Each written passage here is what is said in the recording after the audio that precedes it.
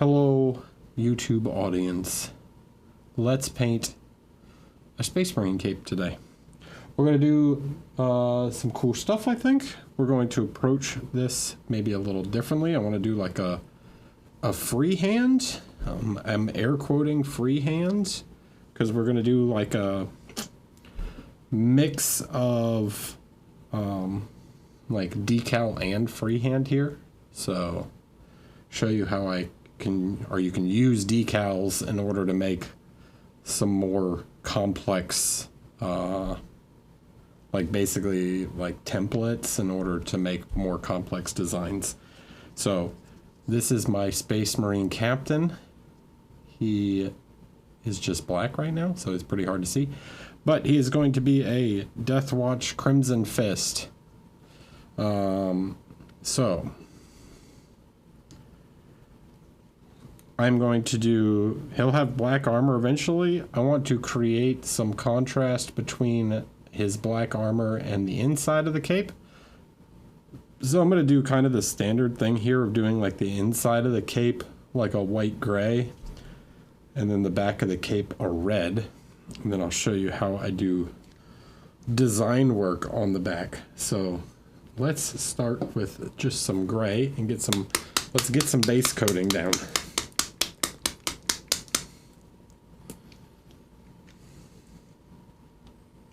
Anybody never worked with decals before? Does it freak them out? Some decals, some transfers, some, I don't know what else people call them. Water slides.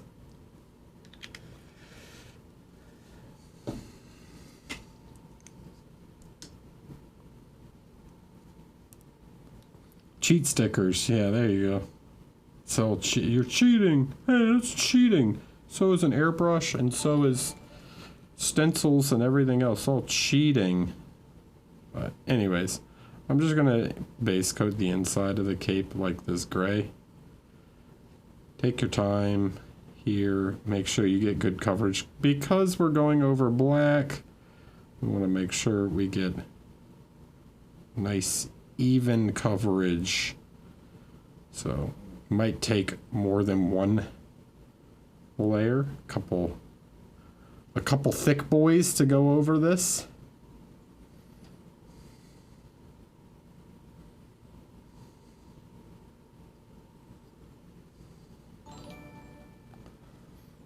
Slayer Street and Newton 40K. Thanks. Well, Newton, thanks for the tier 1. Slayer Street, thanks for the prime. Appreciate you. So here, yeah, we're going to start just by getting, so this is sort of the inside of the cape.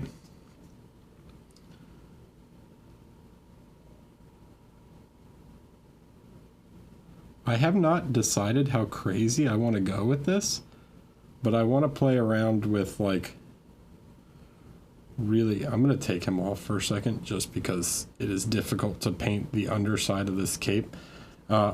Tip for you guys, leave your figures off the base if you're going to do a fancy cape, or leave the cape off, because getting on the inside of these is very difficult when they're on the base.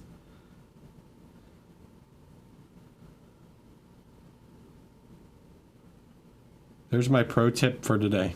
All right, you're welcome. Thanks for coming.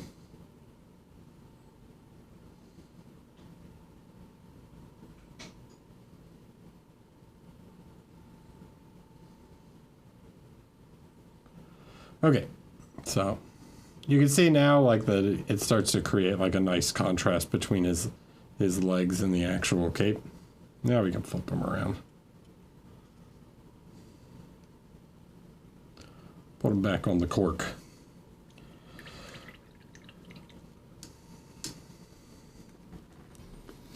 I was having this conversation with Albert about like decals and whatever, you know, different tools to achieve things. And we both were pretty much in agreement that it doesn't really matter what you use or how you do it. It's only the end result that matters. You know, You have to execute it. Unless it's a computer doing it for you. Then it's no. Don't do that. Bad. I don't like this red's coverage.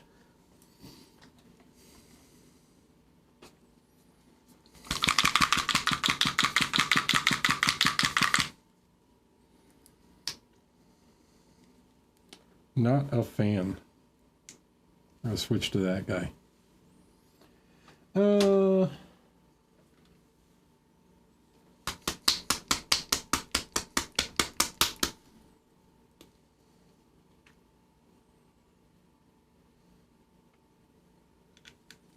Okay, so whatever works for you.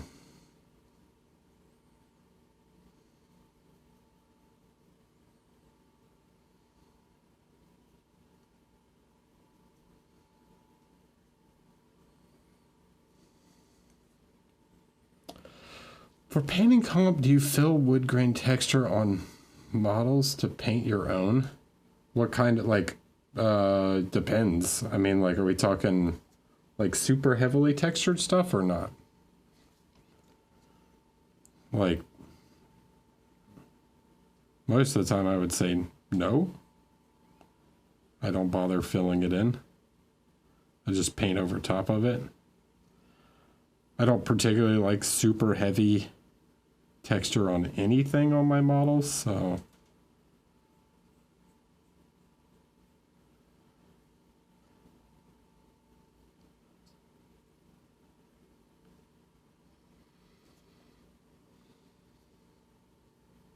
you can reduce it if you want. There's nothing wrong with that.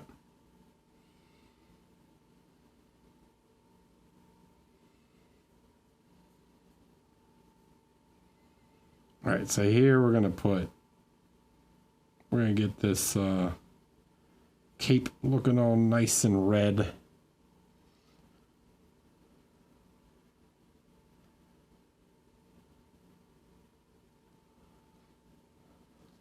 Oh, thanks, man. Thanks, Mark. How you doing, buddy?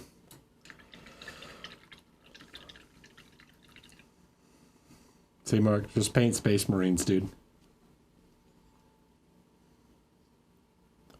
One thick coat, then let this boy dry. And then, you know what? While that's drying, we can do another layer on the other side. Make it Catalan? Huh. Well, it's a Crimson Fist. They're like the closest thing to Spanish Marines, right? I mean, their chapter master's name is Pedro. I don't know how many, I don't know if there's any Catalan named Space Marines. What would the equivalent be of Pedro in Catalan?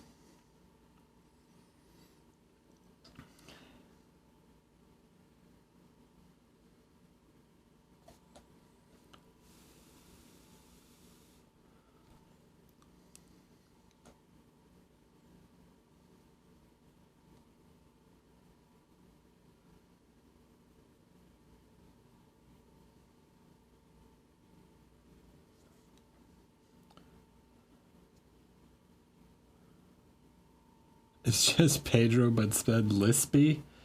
No.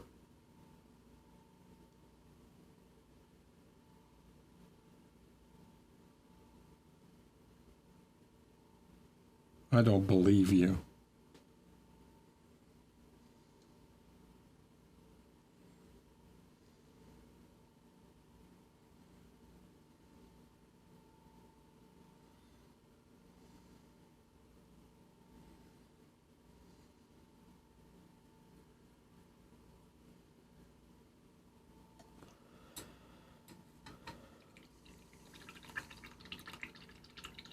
I vanish. Pere? Okay.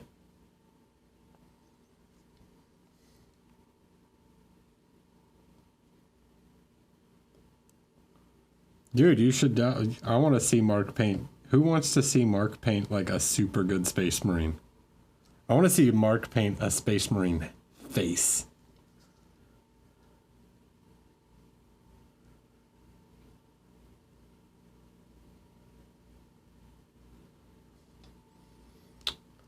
Here comes the yeses.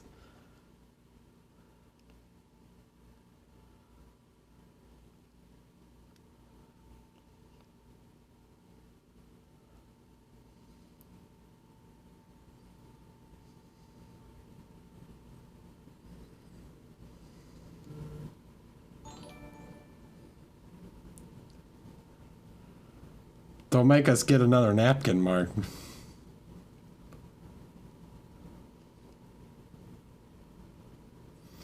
Hi, Margoon. Thanks for the tier 1. Watching you guys paint is cheating as I sit over here and struggle bus with my DC. Pfft. Who's DC? Deathcore? No, that's not right. Deathcore starts with a K. What's DC? DC. That's in 40K? Would be... Deathcore spelled with a K, right? It's Death Company.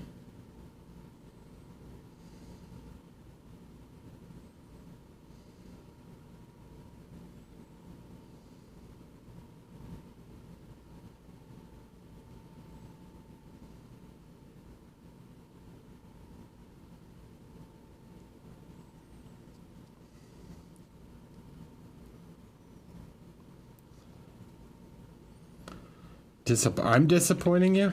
Because I don't know all the acronyms. I'm sorry. Detective Comics. There you go. Sorry, dude. I don't keep up with all the acronyms. I live with a guy who works for the Department of Defense. He talks constantly in acronyms, all right? I can't keep them all in my head.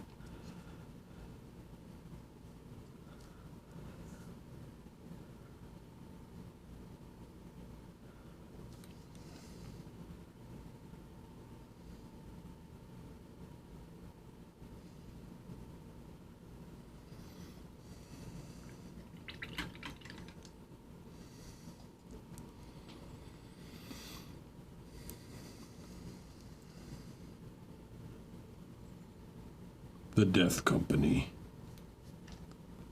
Hi there, I was planning to hang out during the Twitch class on August 9th, but have a schedule conflict now. Will there be a VOD available? Yes. Yes, there will.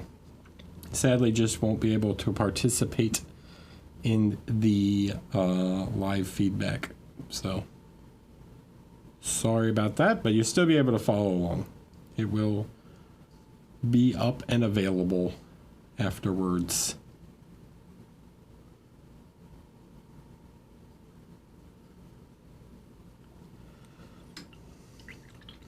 Guys, what kind of Space Marine should Mark paint?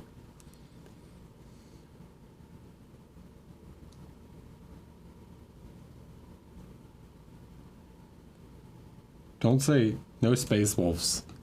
Alright? No Spain Marines.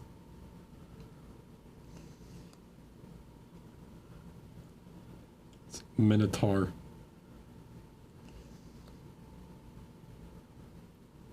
The Spartan Marines.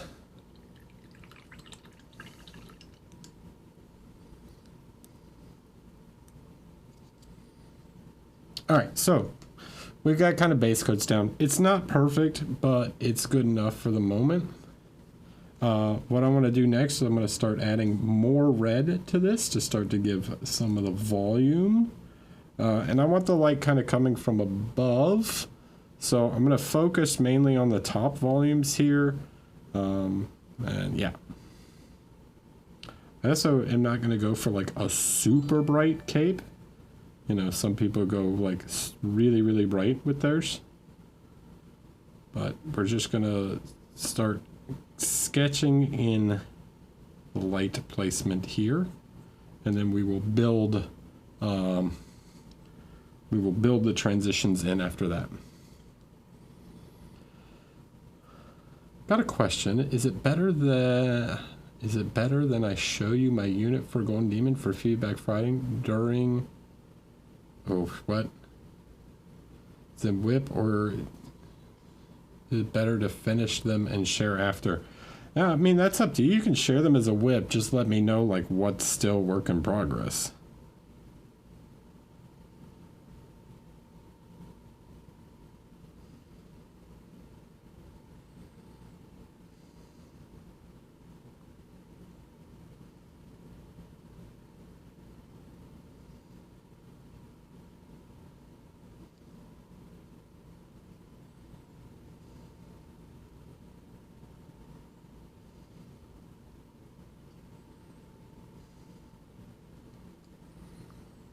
All right, so that's kind of the shape we want. I'll let this dry. We can do a little to the front tabard here.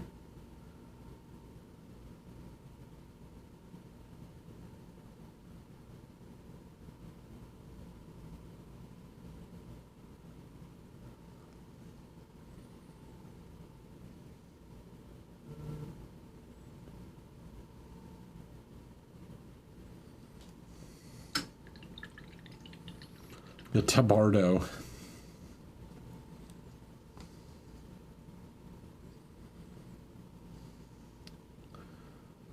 So one of the things I'm thinking is I'm gonna have some sort of trim on both sides. So I'm probably gonna do like a red trim on the inside just to continue the red effect. And then I'm gonna do gold trim on the back. But I will show you when we get there. But just sort of thinking out loud at the moment. Okay, so that's sort of the shape there. Now I'm going to grab some of this guy. It's a little bit stronger red. Or not stronger, but lighter red. It's actually a weaker red in terms of coverage compared to the Chimera Cartacci red. I'm also going to switch brushes now. Something with a little more control than that giant brush. That was just to get rough shapes down. So here we will begin to place main light.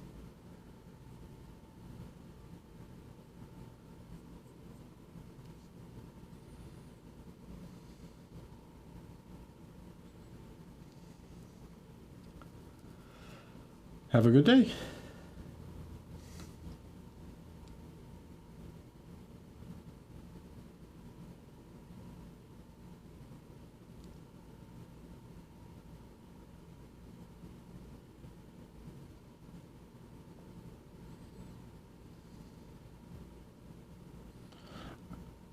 I normally would put a light in here, but it's not a huge deal at the moment because this is where we're going to put the design, so I don't want to overwork this too much.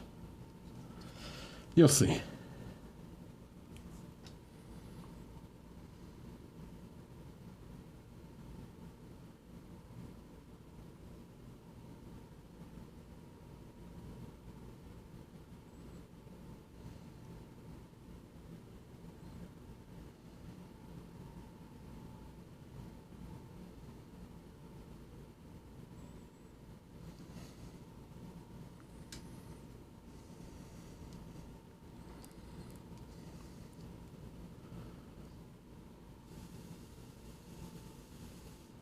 All right, let's add another color for the inside of the cape.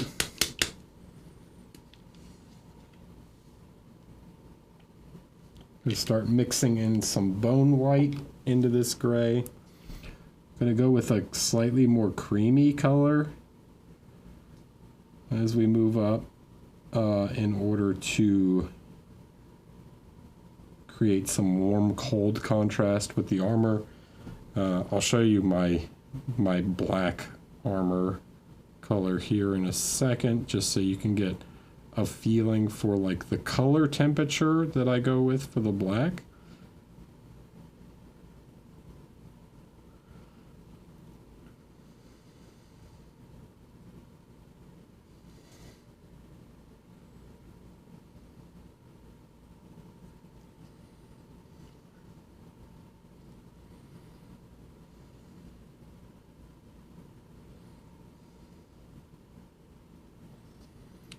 You don't have to do a whole lot with the bottom side of the cape. I don't want to overdo the lights here.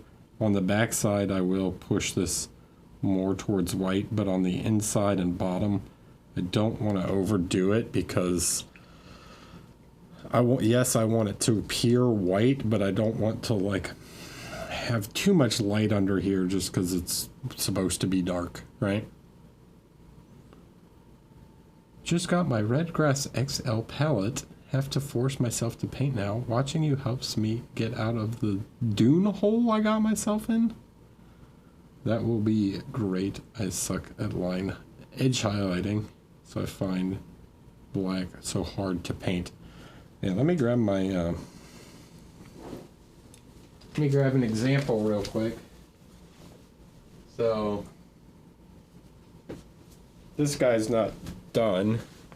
This was just like a Phobos Marine I started, but this is kind of the color of my black armor.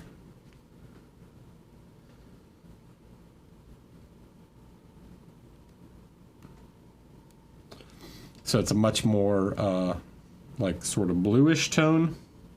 Okay.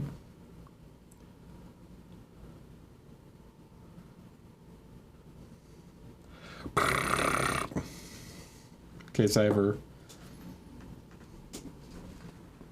decide to get around finishing a Phobos team.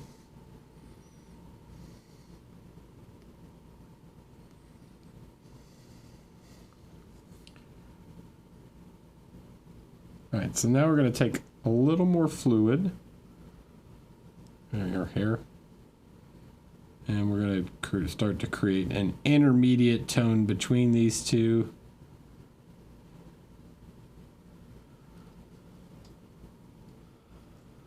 Phobos armor better than all other Primaris armors. We got a hot take over here. I like the Gravis armor. I think it's pretty cool. I don't think, well, obviously Games Workshop doesn't think so either.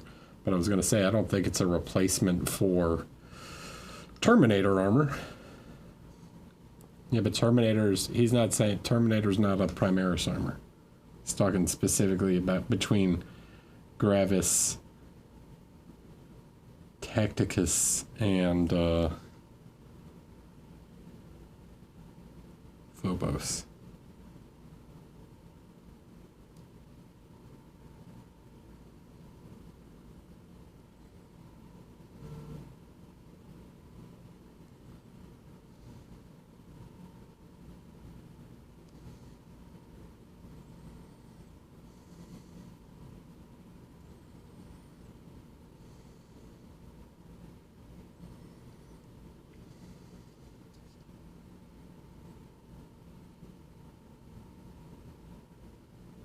I actually think all three are pretty cool. I don't really have too much of a preference, which is why I'm looking forward to that Deathwatch team, baby. Give me that Deathwatch team.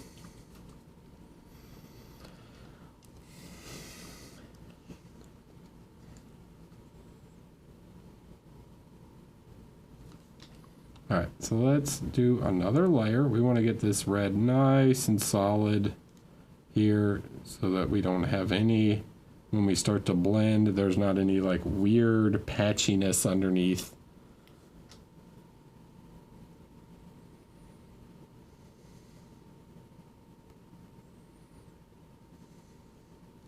Where is the Grey Knights redesign? Hate to break it to you, buddy, but they just got their codex and did not get a redesign, so probably not until 11th edition.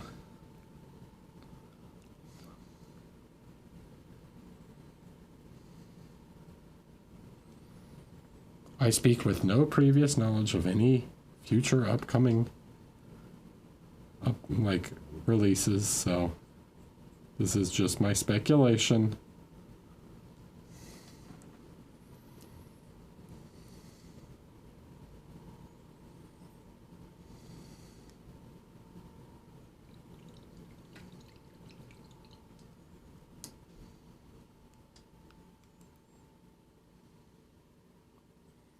Grey Knights and Golden Boys need a refresh. You're talking about Custodes? Custodes need to go the way of squats. Chambergo de plumas. Chambergo de plumas. Something of feathers. I don't know what Chambergo means. Hello, welcome. Thanks for following.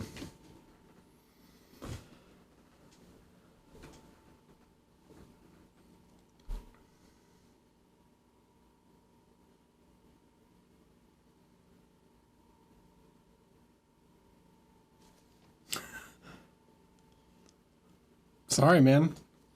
I hold the opinion that Custodes should have always just been this like mythical thing in 40k and not been a playable faction. They're supposed to just hang out on Terra and not like go anywhere and do anything.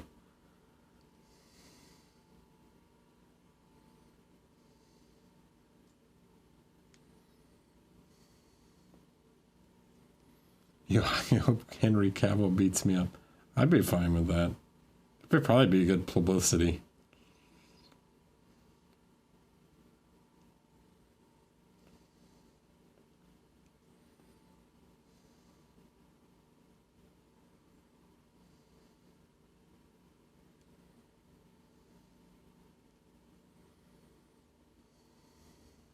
What up, Dave?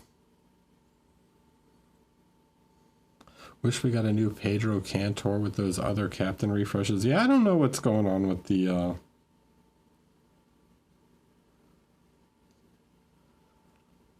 the Crimson Fists at the moment. Exactly. I got beat up by Henry Cavill.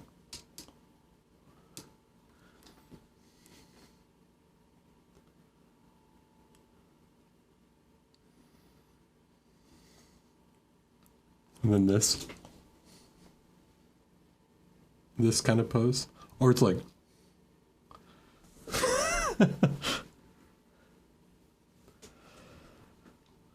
painting question, how do you tell when to stop sketching and start glazing? So glazing is an interesting thing because glazing is like when you refer to glaze, you're talking about like a specific consistency. At some point it just stops being a sketch and starts being refined. Okay. So there isn't really a correct answer here. You kind of just, I think it slowly just changes over the process. Like it just starts to become more and more refined.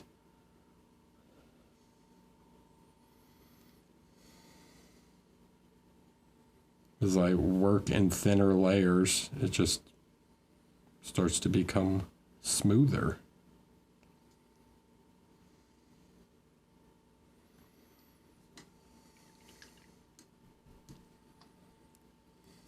Until you have a nice blended transition.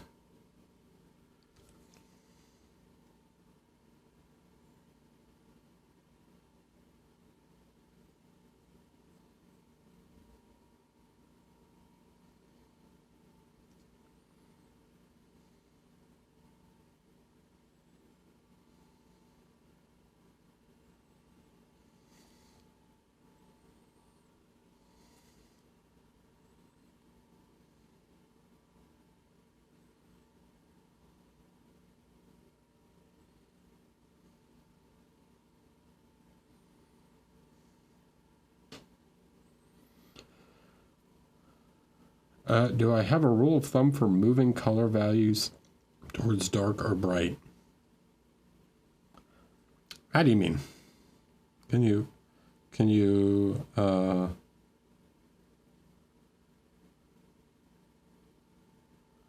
specify the question more?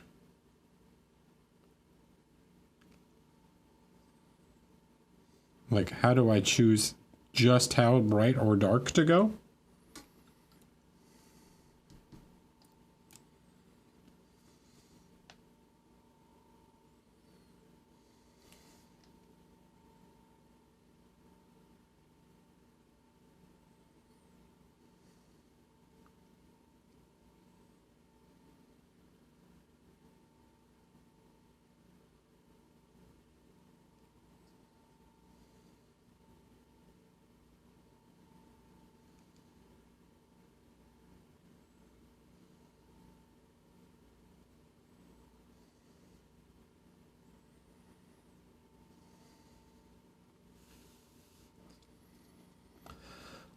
kind of the way you're doing the cloak now. You got the highlights in darker areas. Yes. Correct. What about them, though? Are you asking how I choose what areas, or how I choose like the level of contrast?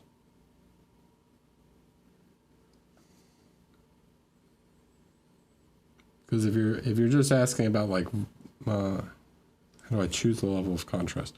Well, that is based on a lot of things. That is based on the like environmental lighting. It's based on like what kind of material I'm trying to represent.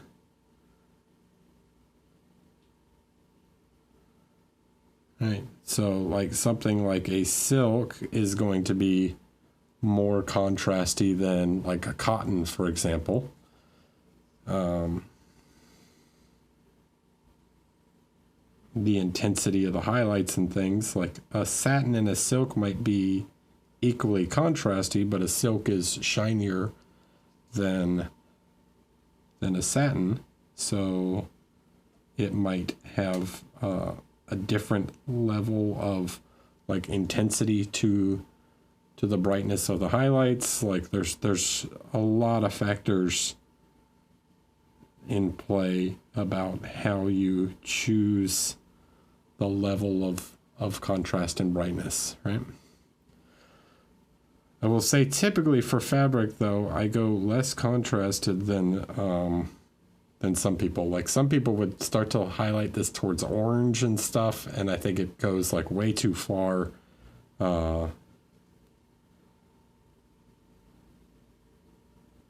Like I'm not trying to paint a Ferrari here. I'm trying to paint a cape, right?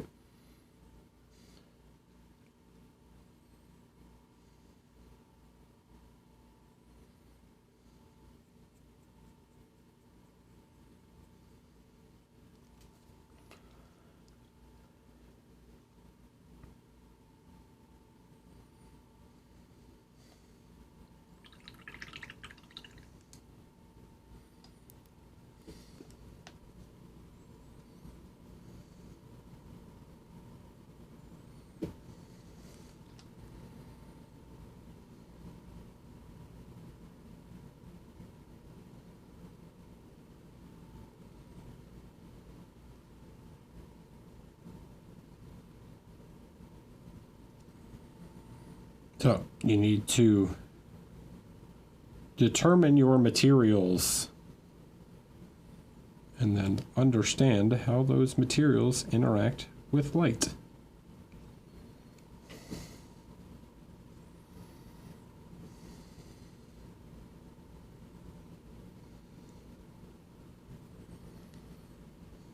Do you go just a tiny bit more white then, since you don't go towards orange for the brighter tones?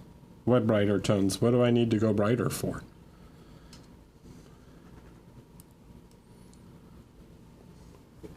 Let's look at a real red material.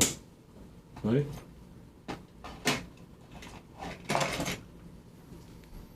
Other than the plastic shine on this handle, like, is it bright? Like, does it go to pink? Like, other than the shininess of it? No, not really. Right? Like,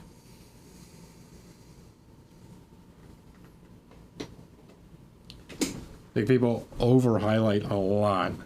They try and like constantly push the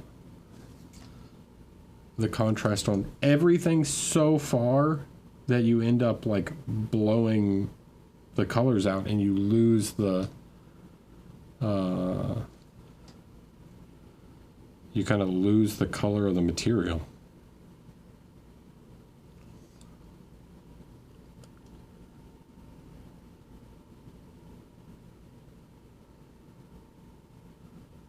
Because it's really important to note that, like, when you're talking about color, like when you're talking about value contrast, it doesn't necessarily mean everything has to be like maximum contrasted. Like, look at the inside of the cape, right?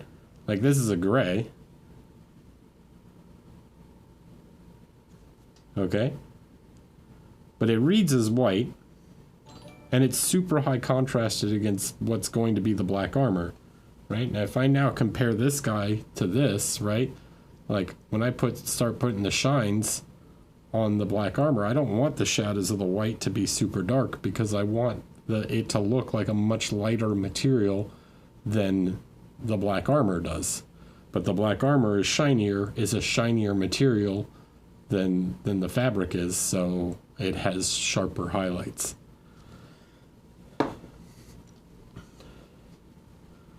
Hello, Big Bot 45.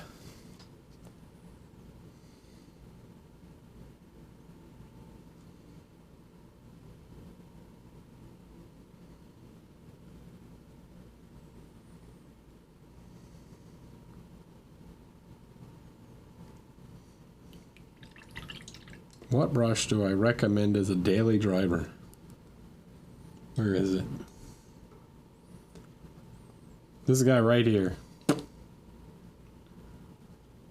There's your, can do 90% of everything.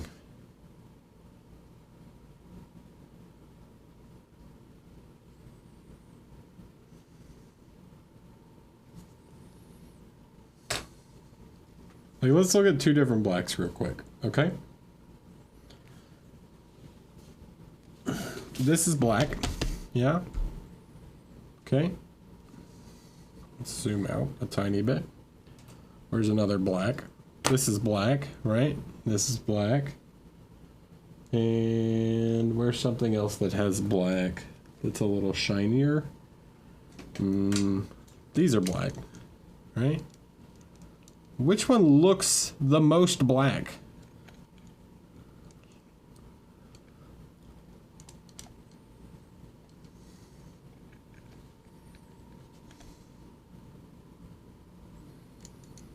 The glasses, probably. But now, like, look how shiny the highlight is on there.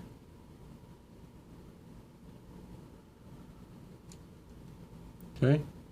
Like, you can see that on this glossy material, glossier, this isn't even gloss, like, where's a actual gloss? Black.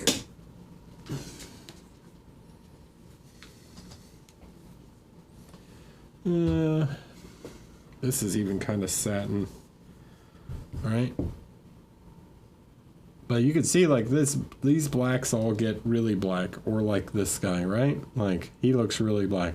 But it's kind of, because it's a kind of satiny black, that you tend to have these, like, deeper looking shadows and more intense highlights, okay?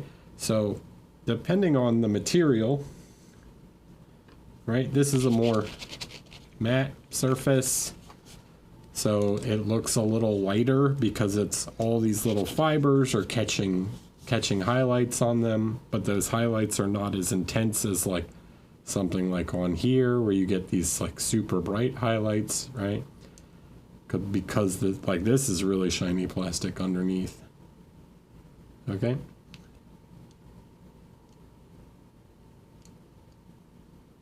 Yeah, exactly. The specular highlights are more concentrated, where here they're more diffused across the surface. I can get the shine to like show up, but it's never going to be as intense as like this, right? Like these look like two different grays right now, but if I turn them like that, right? Now we're getting close to the same black, but this still looks more black. But trust me, they're both just black. Okay, hope that makes sense.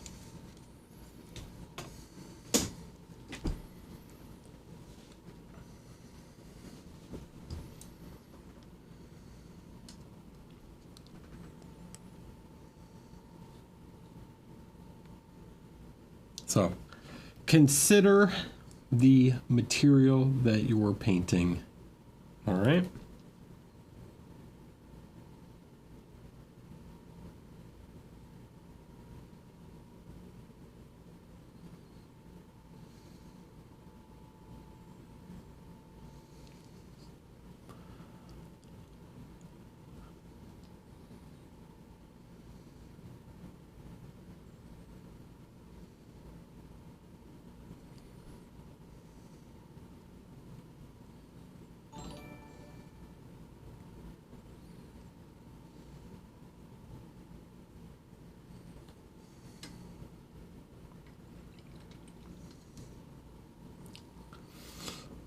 Zwelte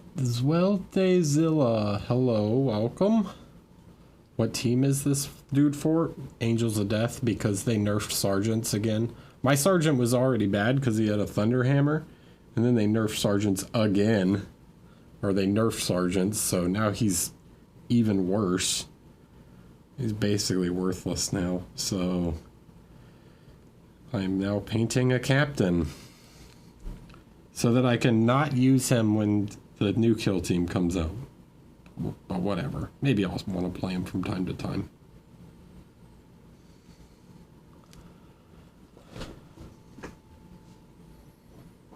Yep, that's exactly right.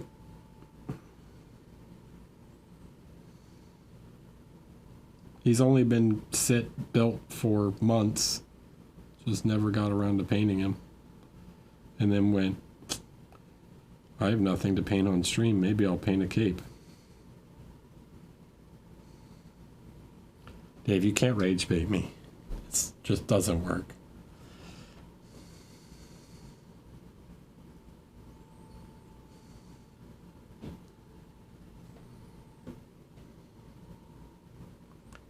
With my name, I've got to have Scandinavian ancestors. You are correct. Hey, thanks, Monkey Beard.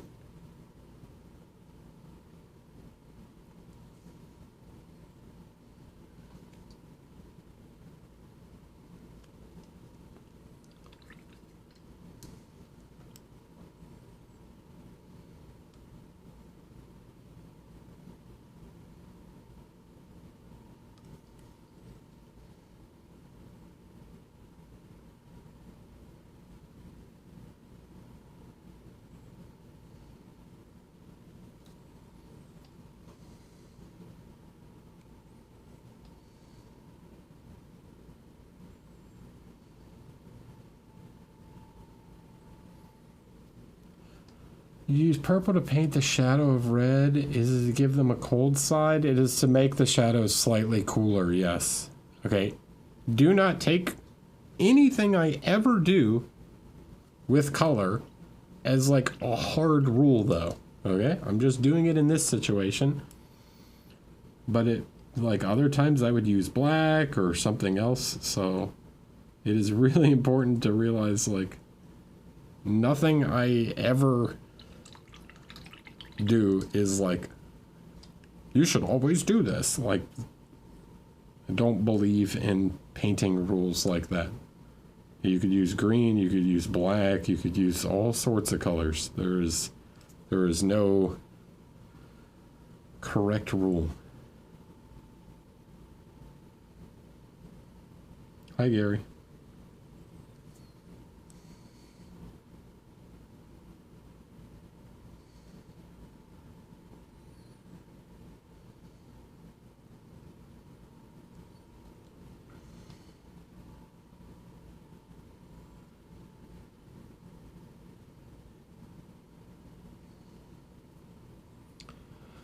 You can use other cold colors just to see if you get colder or for other reason. Yep.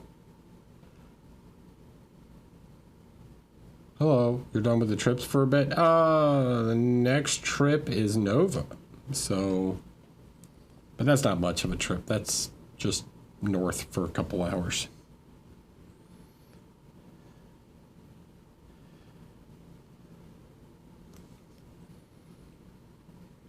No big deal there.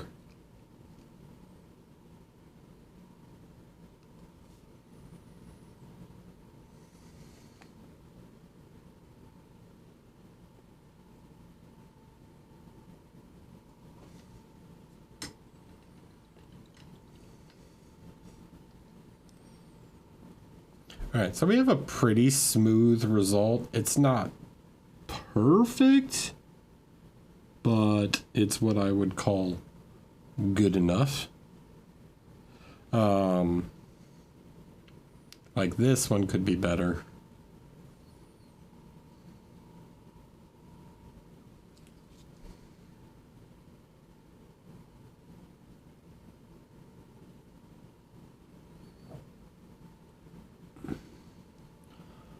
But the reason I say good enough is, one, it's not for competition, and two, I'm going to put freehands on top of it anyways, so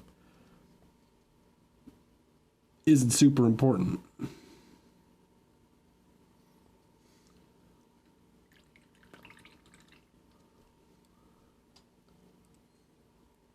What wet palette paper do you use? This is the Red Grass reusable membrane.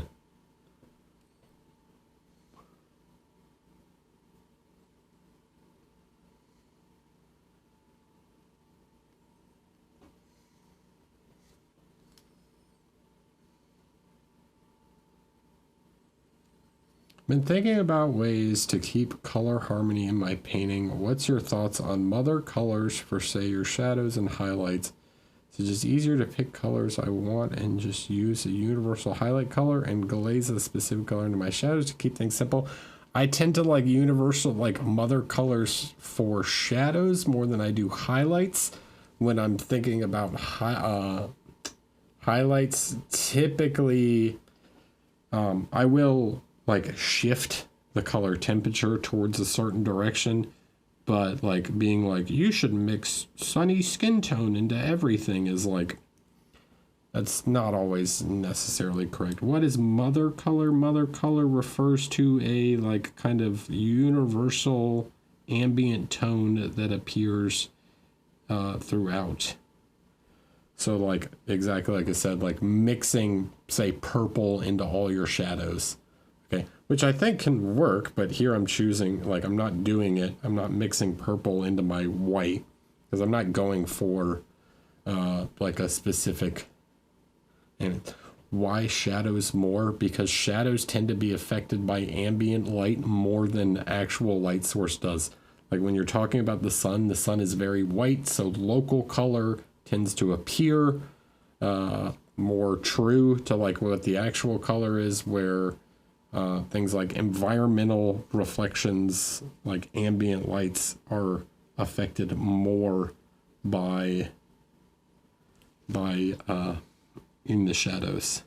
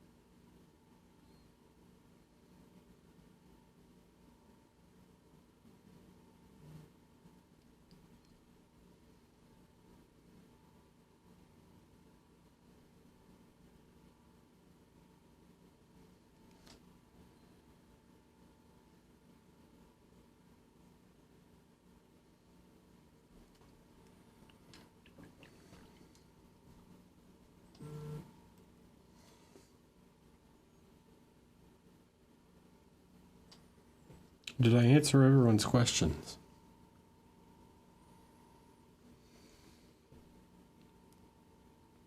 Did I sufficiently answer everyone's questions I should ask? You all understand perfectly now. No. But that's okay. So for my deep shadow areas, pick a color, but as I get closer to my main highlights, start representing the color as its true color unless there's some crazy ambient light stuff going on. So, yes, once you cross the terminator, tends to be your ambient colors tend to stop affecting the tone.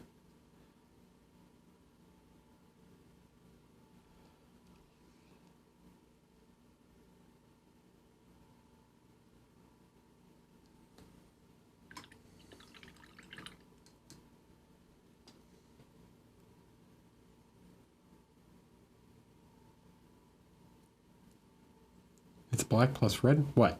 What's black plus red? This is what you see on the palette. So it's like dark red, purple, red. This is like a bright red. Looks kind of orange on screen, but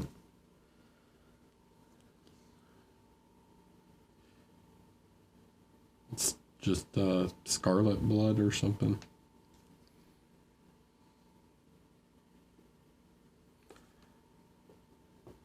Sanguine Escarlata.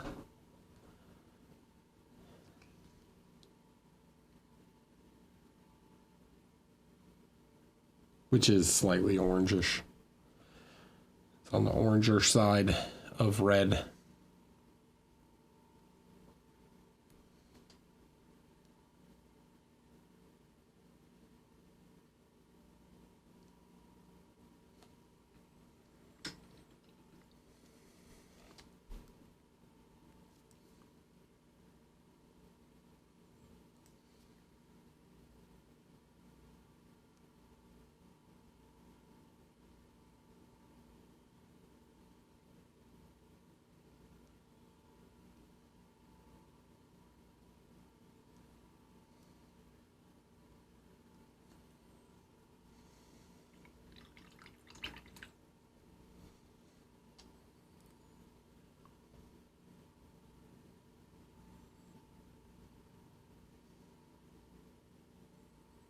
So basically, that is our cape for right now. Visit the Chronicler is raiding with a party of 9 people. Hello, welcome in. Cape is looking good, thanks. I'm gonna take just a tiny bit of the bone white and mix it with a little red. Just to push sort of a slight highlight here. So before we were painting normal whites, highlights are more on the crest. You can see when the paint is wet like this, that depending on how I angle it, that highlight will show up or not. I'm just doing this in order to kind of create some level of trim. So we can get, you know, a little bit of satininess. Not really on the, exactly on the edge, but I don't want you to think about these as like edge highlights. I'm not specifically only painting the peaks, like some of these would fall into the valleys and stuff. But I'm trying to just create a little more definition here.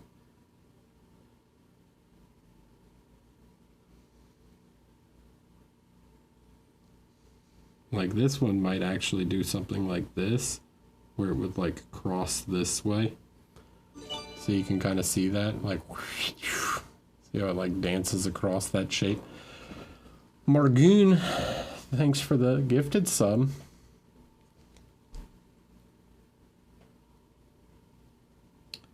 This is going to appear very pink. You can see, like, just adding that tiny bit makes it quite pink.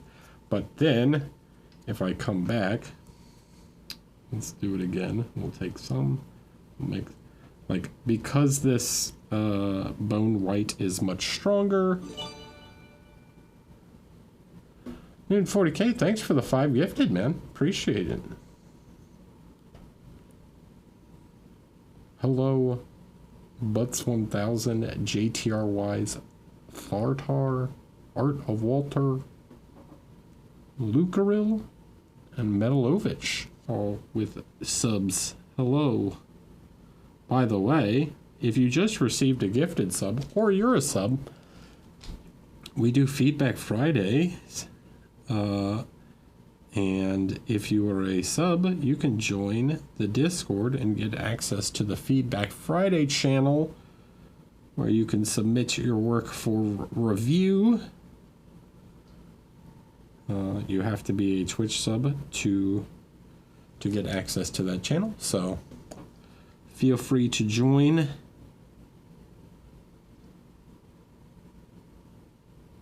Or don't. I'm not the boss of you. Your videos have helped me so much with my 2D drawings. The synergy between digital 2D art and minis have been better than expected.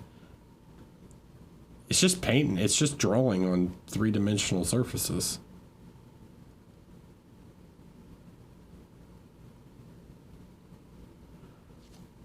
Coolest Gundam?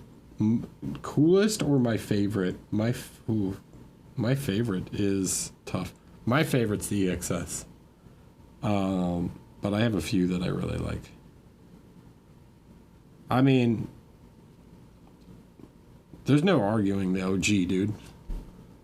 RX-78-2, baby. So you can see when I glaze back the red on top of this, like, more pinkish red, how much more intense the color saturation is. So sometimes it helps to do like a little layer of a slightly, with slightly more white in it, and then go back over top of it with pure color in order to get like a really intense red. Okay.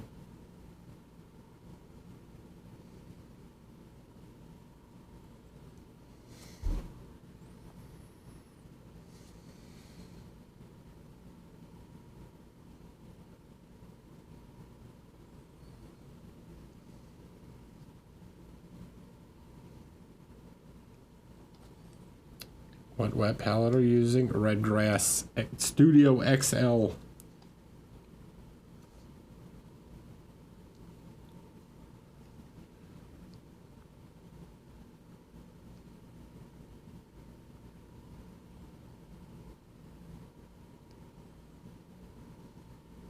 Hey Redgrass, make a Studio XXL. Just saying. Like, just like an extra inch, and we could all use an extra inch, you know?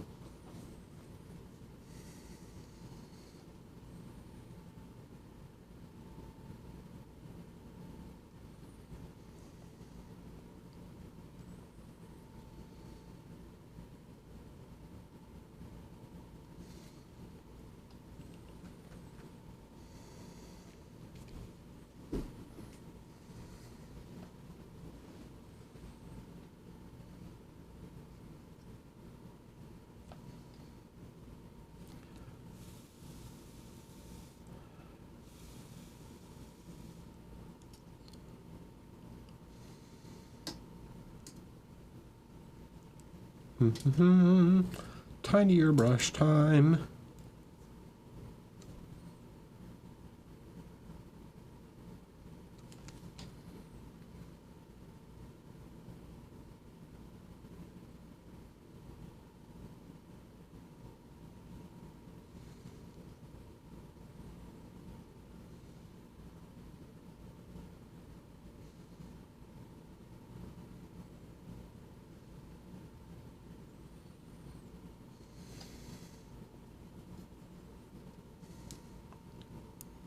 Yeah, you know, just like one, like an inch in both directions. Like, be great.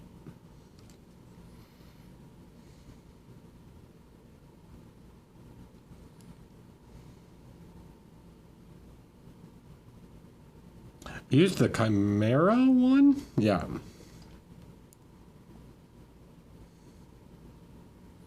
Do I have a red grass?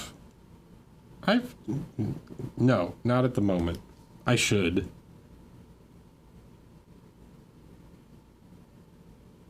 I submitted for one, and then, like, I don't know, there was some problem with the submission, and then I tried doing it again, and then it didn't work. I don't know. It was just, and then I went, I don't care.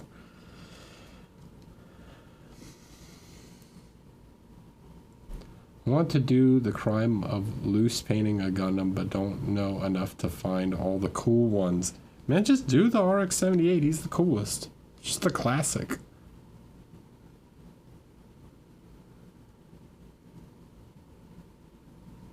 No.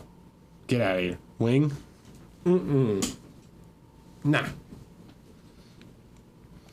This is a UC stream.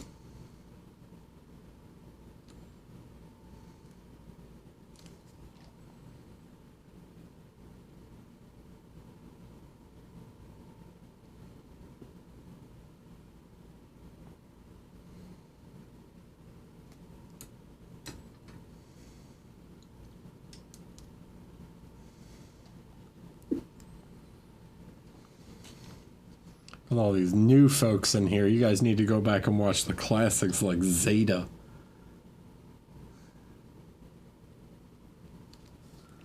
So you can watch Char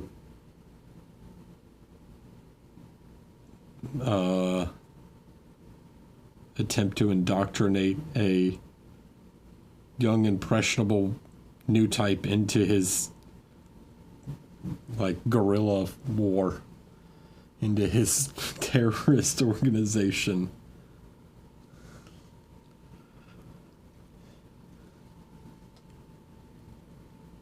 Freedom fighters.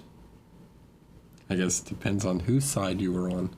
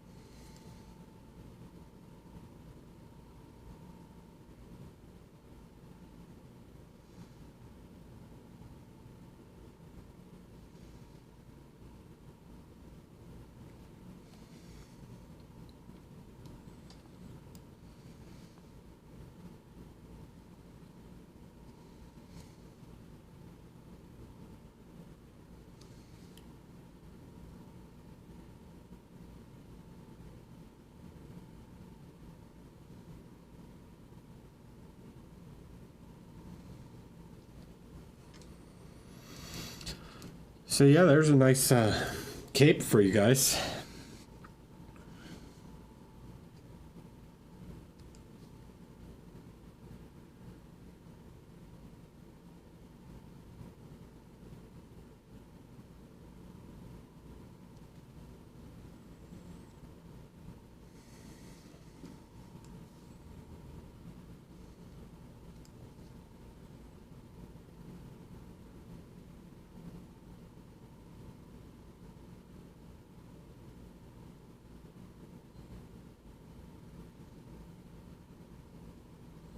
I guess not very fancy yet.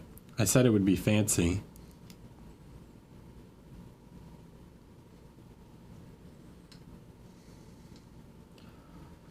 Dude, the windmill. The Dutch Gundam? The Dutch Gundam is definitely the coolest.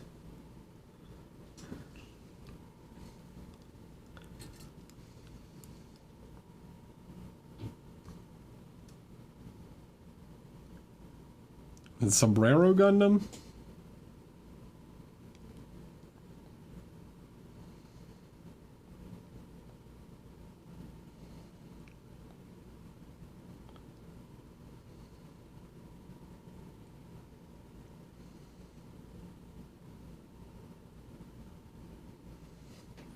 I like the American Gundam has hand wraps. So as to not break his fist, his metal fist, when he punches people. Reforged Andy. Thanks for the 5 gifted subs. I appreciate it.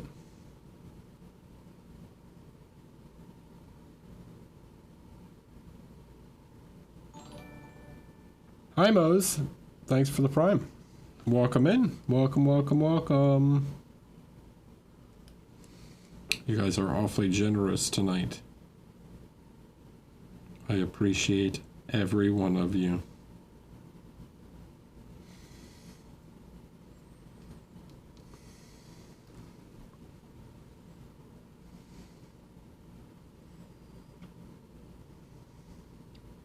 All right, so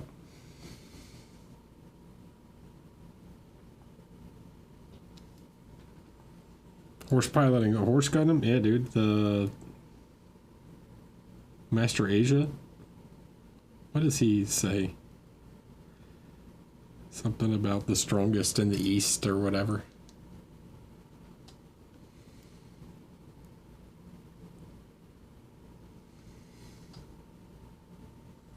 Taking a 3-day class with Banshee, what should I expect? I heard he's eccentric. Expect a lot of information. Try and follow along.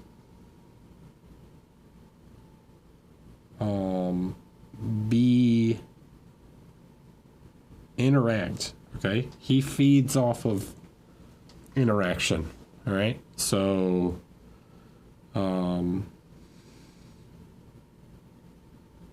yeah, try and stay engaged. Like, don't just sit there like, okay.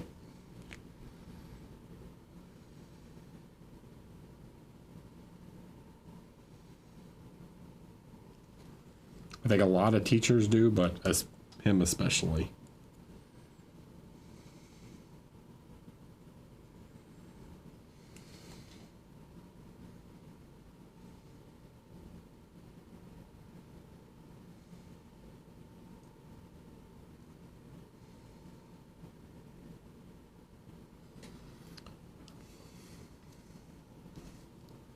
All right.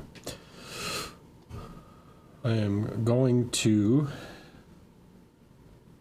take a quick little break, and then I've got to do some we're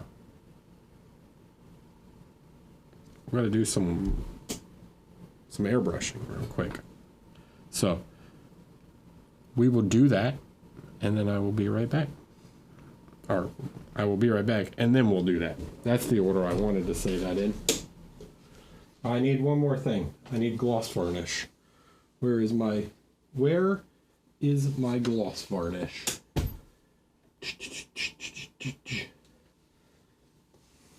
I have my matte, which I need matte varnish, but I need gloss.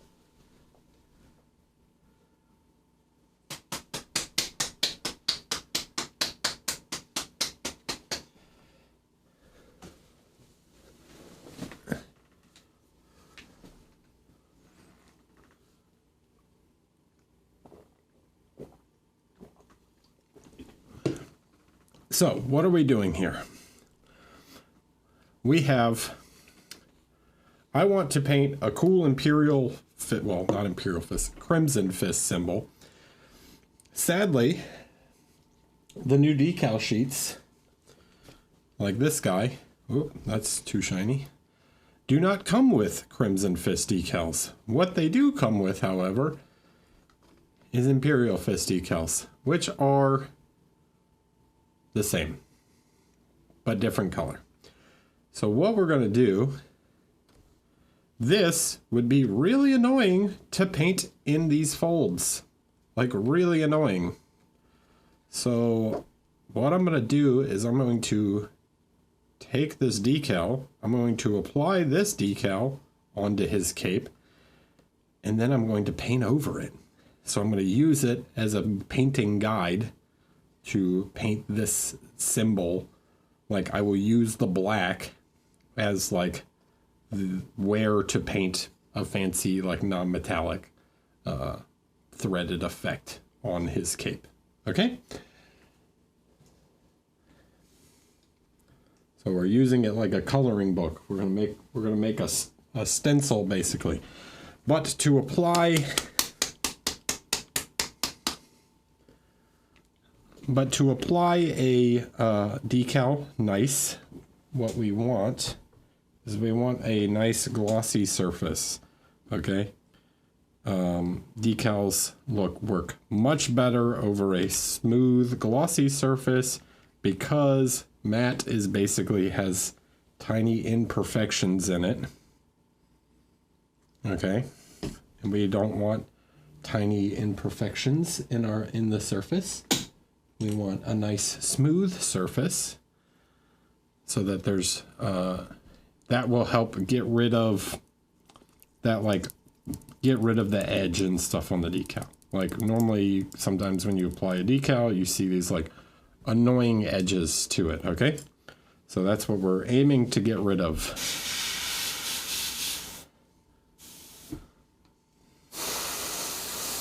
So we're going to gloss this bad boy up.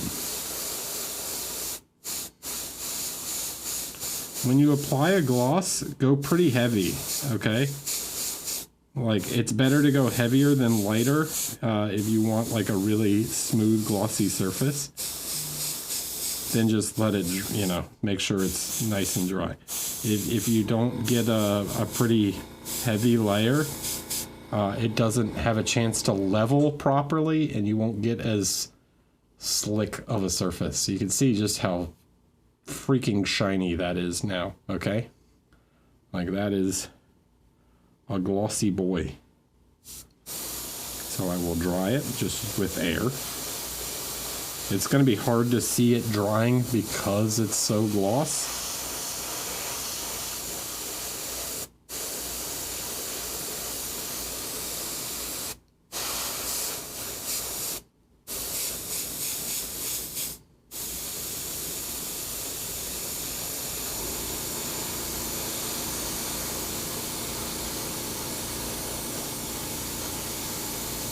All right, real quick, I'm gonna spray this out, get all the extra out of there, spray a little water through it.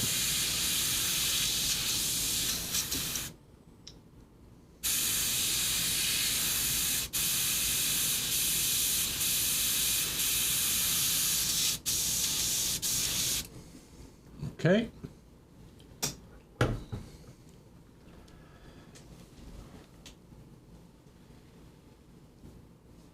I'm gonna go plug in the hair dryer real fast and dry this off. Make sure it's really dry. Come here, hair dryer. Okay, off.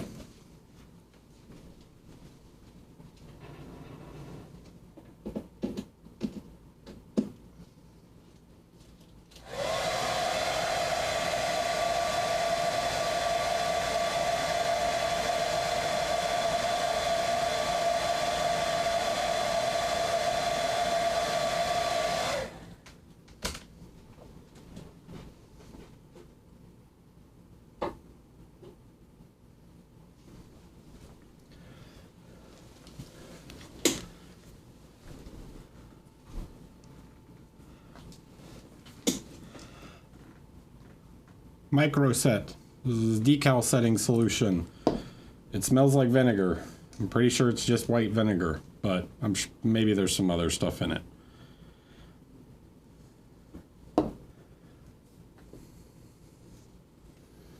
Okay, I don't want to cut on my silicone mat, so I'm going to lift this up real quick.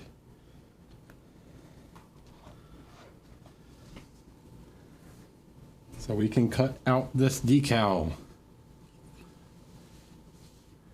Do you have the micro sole? No, I don't really feel it. I don't really think softener's a big deal.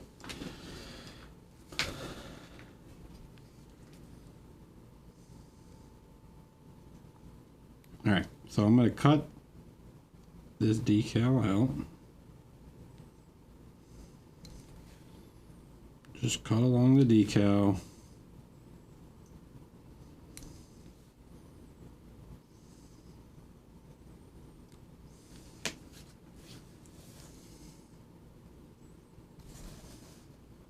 Sorry if you can't see.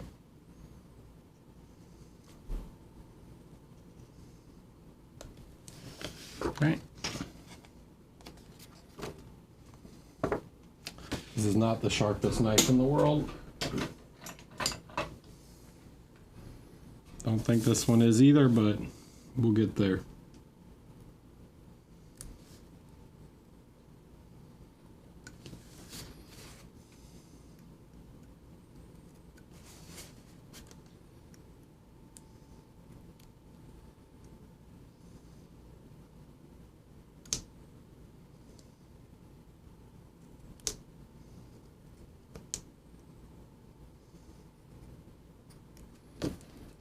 Okay, bam. One decal.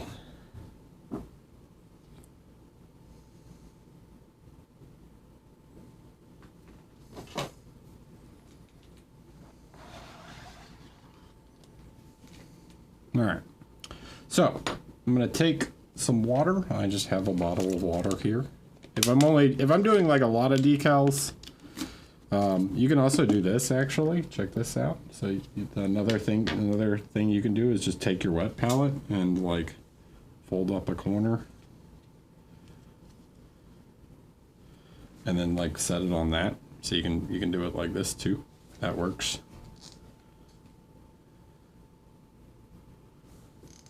See, down there. Boop. You can do that.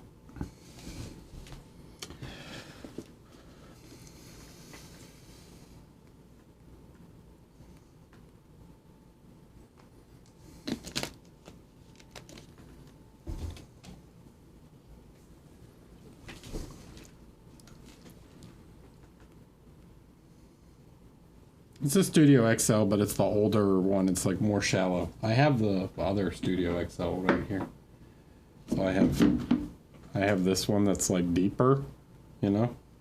But then I like the more shallow one with like this old lid, right? The skinnier one. It's just the one I prefer. Okay, so you should be able to kind of see if the I still need water and the micro sole, so got the micro sole. I'm gonna try and get it like in camera so you can see it. This is the vinegar stuff. Give it a good whiff. Smells nice. Take a little shot. Don't take a little shot. Just grab some clean water. I don't want to use my palette water. Not that it would really matter because I'm going to paint over the decal anyways, but generally just, yeah, not a good idea.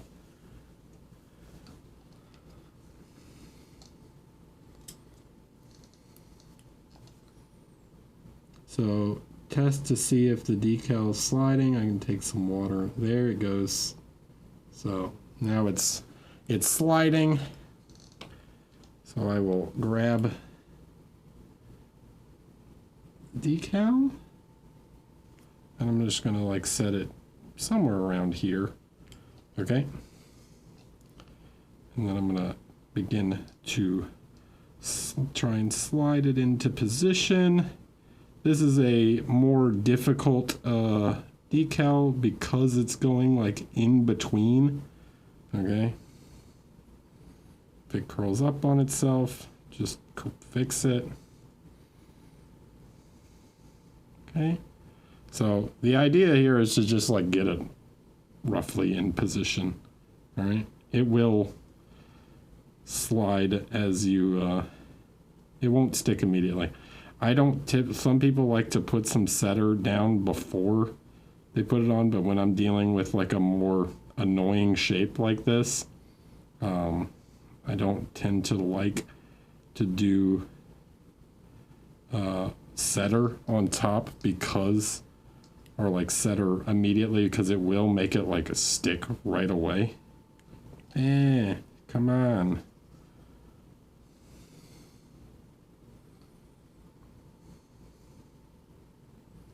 Whatever, I'm just gonna do it with my hand. There. Okay, so I want basically the middle of this thing to be kind of in the middle of the crease here. So I'm just going to begin to push it down. If it gets some crack in it or something, it's not the biggest deal in the world because, like I said, we're going to be painting over top of this anyways. I'm leaving some space here at the bottom in order to create some room for like a trim at the bottom. So something like that. You can see it's split here a little bit. That's fine. We can fix it later with paint because, like I said, I'm literally going to paint over top of this whole thing. So just get it mushed in there. Okay. So then dry off the brush, press it down into position, start to remove some of the water.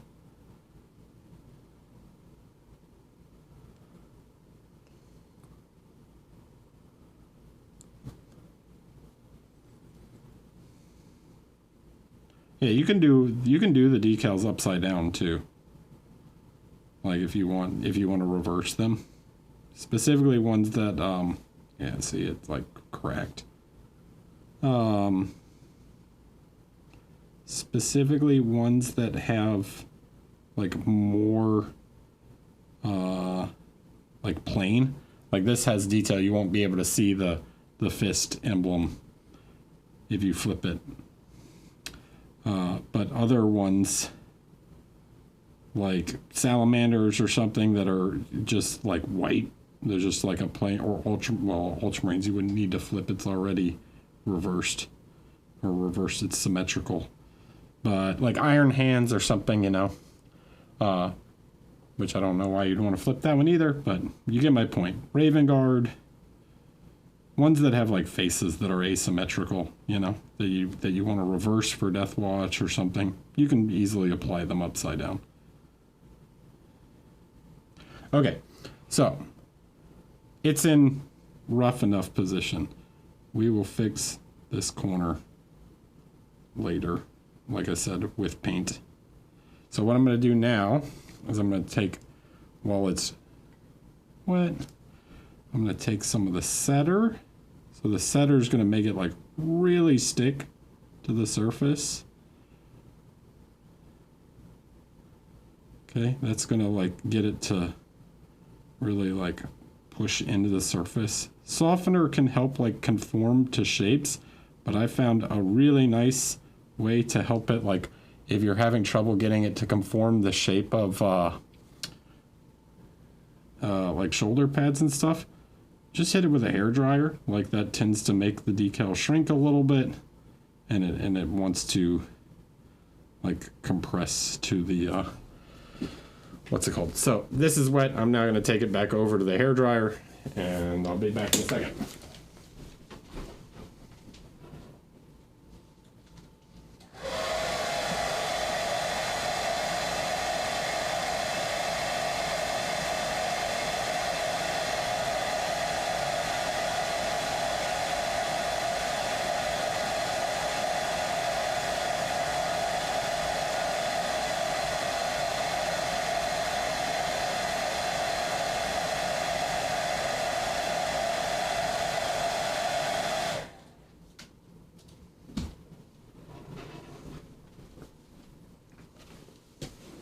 So, doesn't really look any different, but now that it has been hair dried, it shouldn't move. Okay, so it should be nice and stuck in position. All right, so you can see that that guy is stuck down. Okay.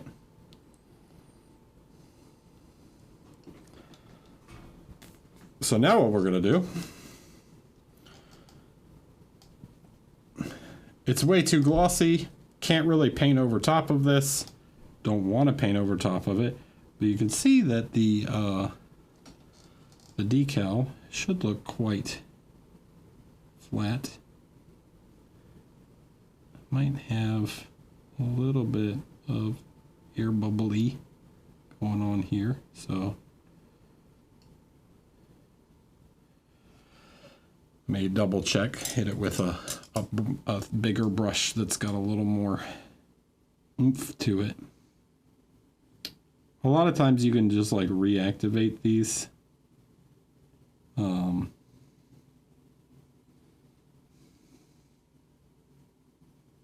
I think we've got all the liquid out, and it seems to be stuck down. Trying to look at it like really up close to just make sure. Seems like it.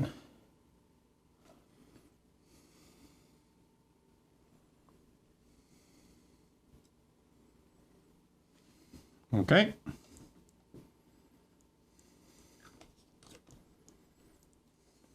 So, next step.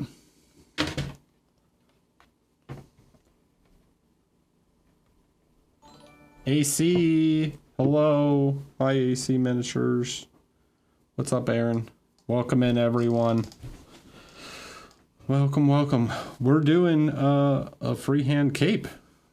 We are going to make this a Crimson Fist, but we're starting with an Imperial Fist decal, and then we're going to freehand over top of it in order to change it into a Crimson Fist symbol.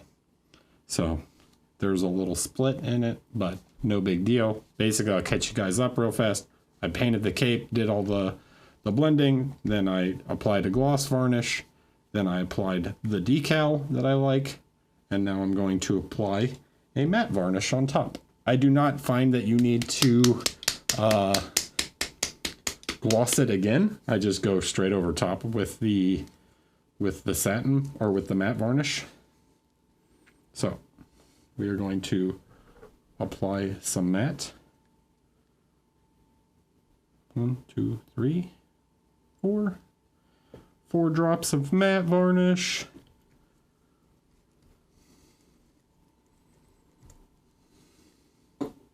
And a couple drops of water, the agua. And 3 drops. Beep. Which varnish did I use? Just matte varnish from the layout.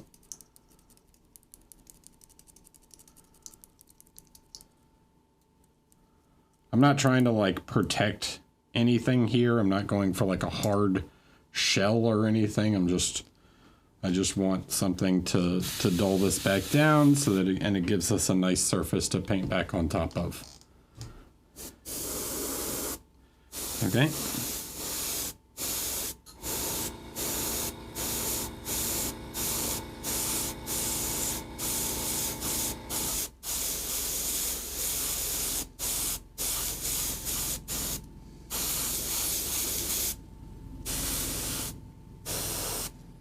What is that? Get out of here.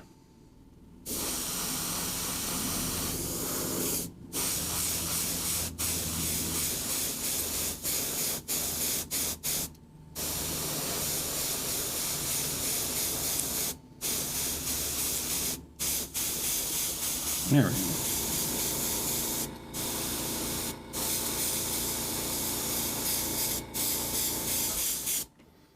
So, do you oil wash? Not really. No, I don't oil wash. I'm new to painting. Should he not be using a respirator mask? Not for this. I'm only doing like a tiny, and this is acrylic. It's fine.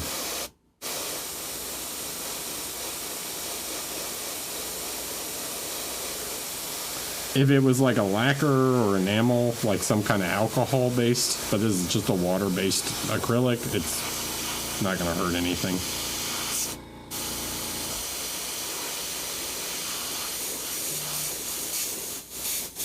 Anyway, all right, so this is just air. I'm just drying it. Okay. So now you can see, ta-da, we have a fancy little emblem, and you can't really see the edge of the decal. Like you kind of can, and like, but not really. Like it's pretty much gone. Okay. You would need like magnifiers to really see the edge. So. Ta-da!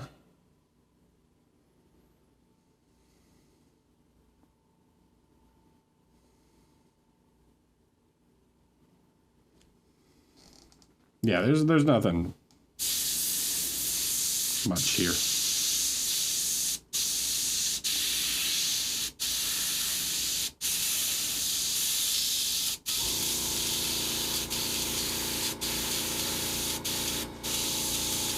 All right. Just run some water through it real quick.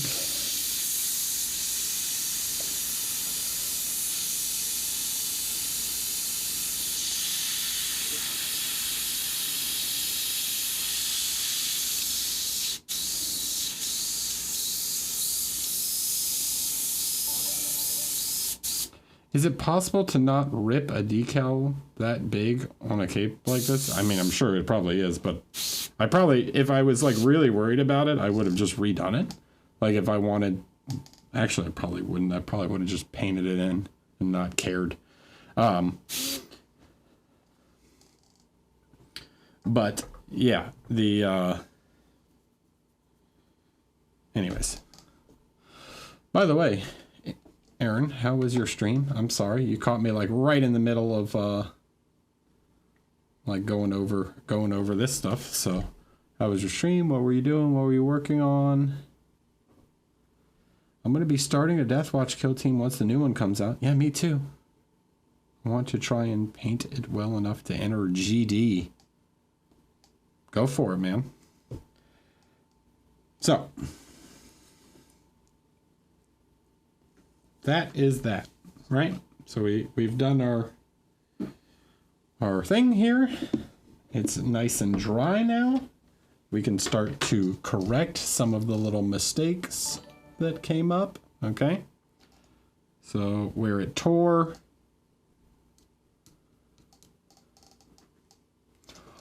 Aureus Rex TV, thanks for the prime. So here I'm just going to take a little mix of the gray in this and just like, see this tear right here? I'm just going to fill it in. Just fix.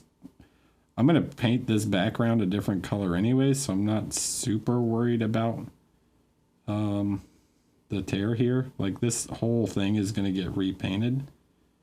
So just getting the general outline back, right?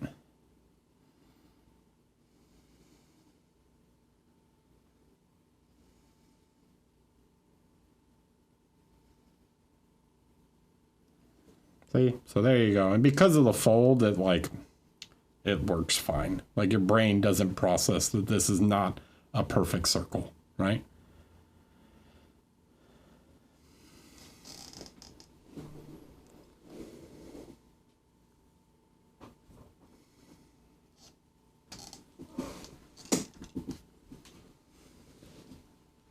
So what do we want to do now?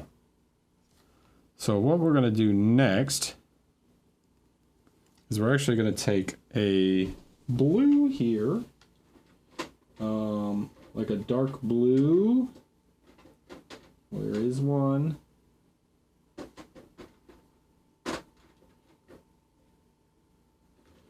So what we want is we want like a navy blue that is like transparent. So some kind of like ink or something along those lines would work well. Phthalo blue is not the most transparent blue, but we can take some of that and we can mix it with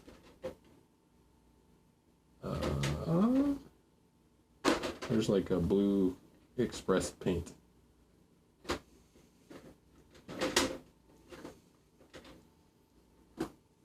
Here we go. All right, bud. See you later. Welcome in all the new people. Hope you guys are having a good day. So, because this is Crimson Fist,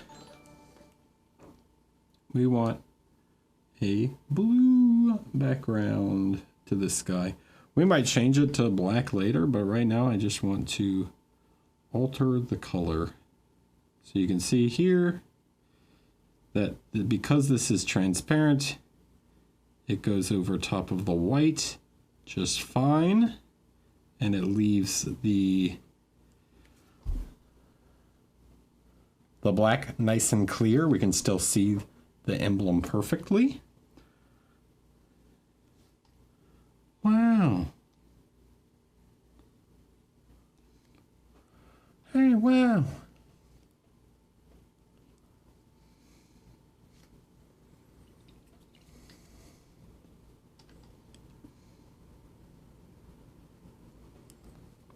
How'd he do that?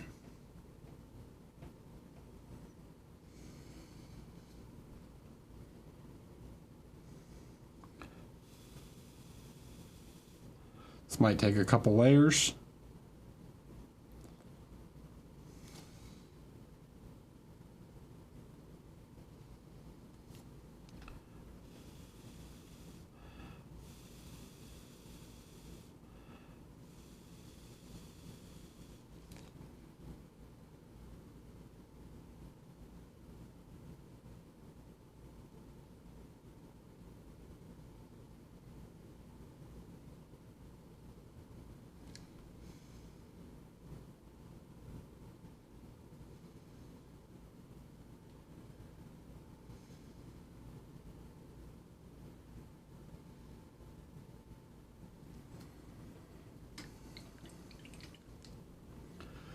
So eventually I'm going to want this like really dark blue. Okay.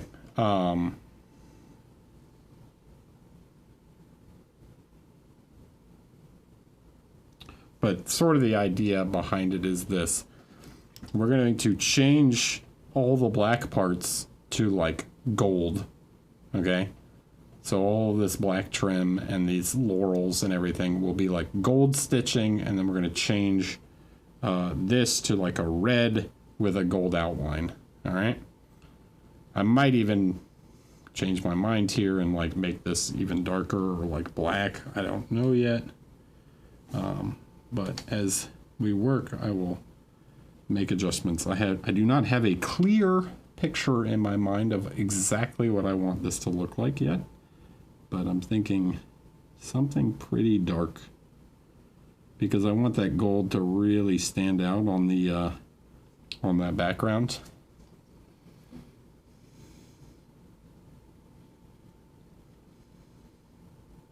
It could even end up like a near black. But if I do a near black right now, I won't be able to see the symbol, right? So something like that.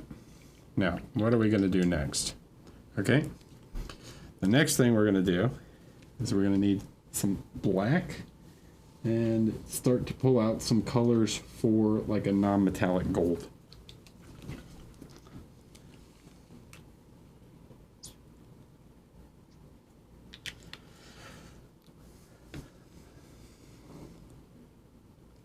Okay, so there we got a black. All right, I can take this and I can clean up some of the shapes. Like here where the fingers tore.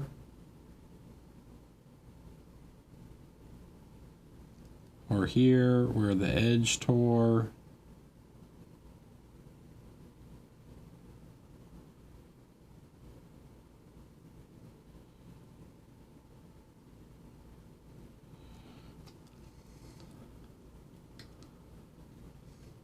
Yeah, it's a decal paint. It just, you spray it out of the airbrush and it just shoots a Imperial Fist emblem onto your cape. It's pretty cool.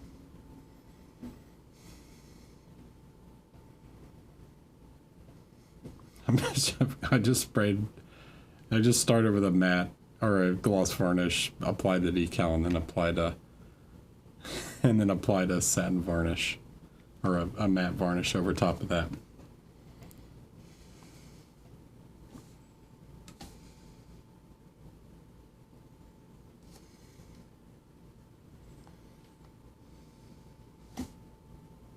I think I actually want this even more purplish.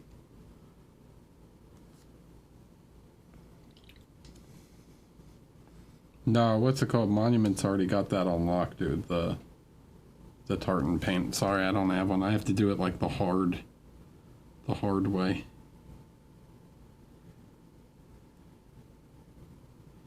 So you can see we're getting pretty dark now with this.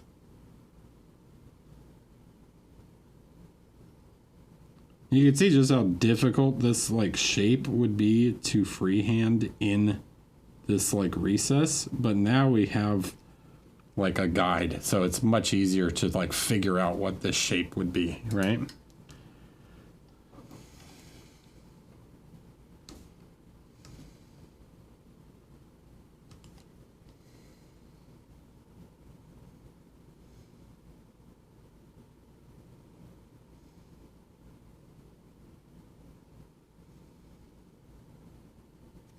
All right, so we might go even darker than that. I have not decided, but I think I want it really dark. So we've got black. I need these guys because this is now the point where it is getting really small. And now we're going to start to need some like brown colors, right, to do a gold. So we'll grab like bestial brown. The exact color at the beginning is not super important.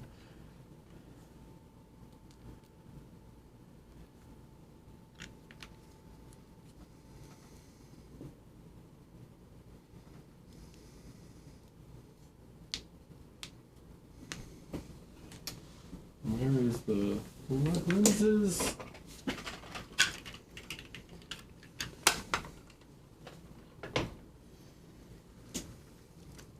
Time to get nerdy, y'all.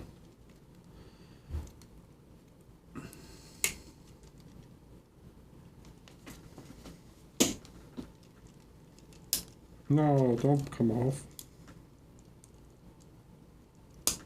Okay.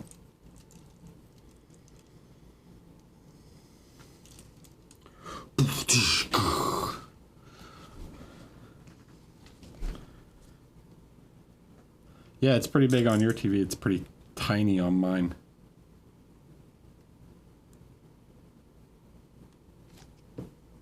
One second.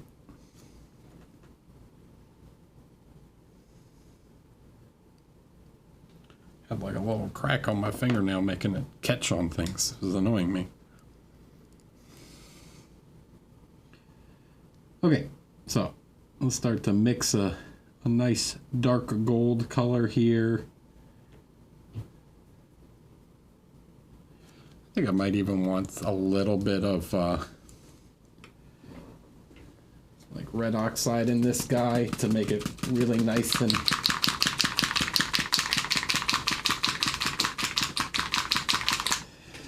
want it to be a little more reddish. I want it to look pretty shiny, you know?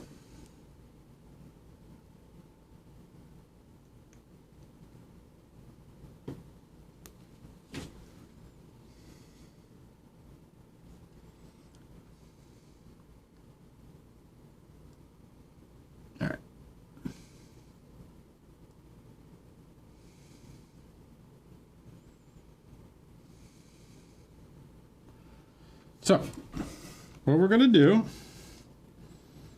is we're now going to start to go around and fill in the black with gold.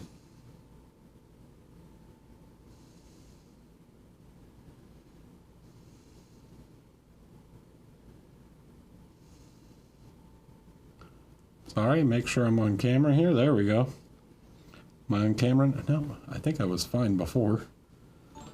Leaving an outline? There will be an outline, yes. It is, the intention is to make it look like gold stitching.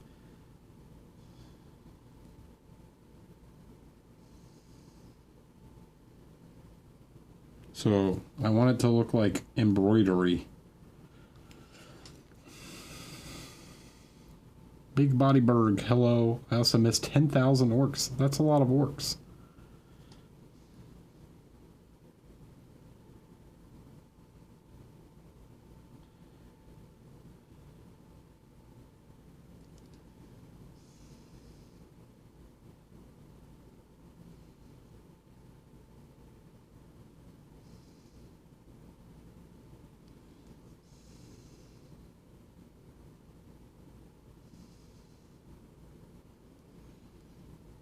Okay, something like that. For these, we could jump up a little bit. Noble Wizard 22. Hello, thanks for the tier 1. Welcome in. Welcome, welcome. All right, grab some of this guy. So let's look at these, like, see these little leaves? These little leafy boys. We're just going to hit each one of these.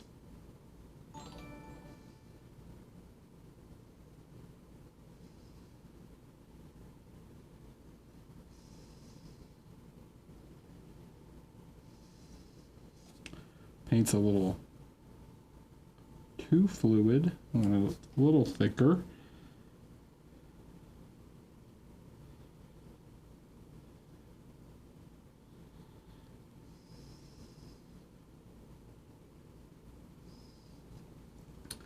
Not loving this at the moment. Not loving this specific paint. It's upsetting me.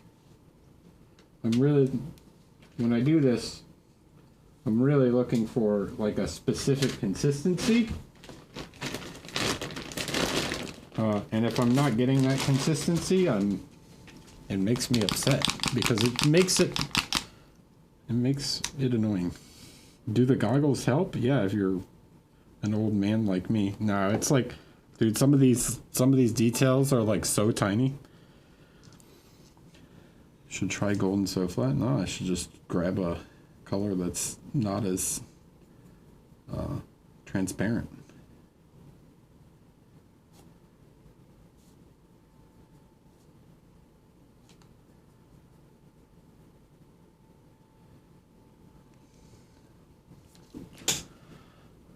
Sleps Ice Cream.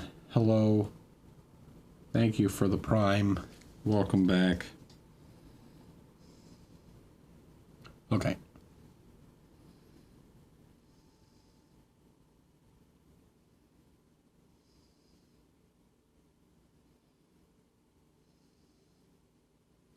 There we go. Much better.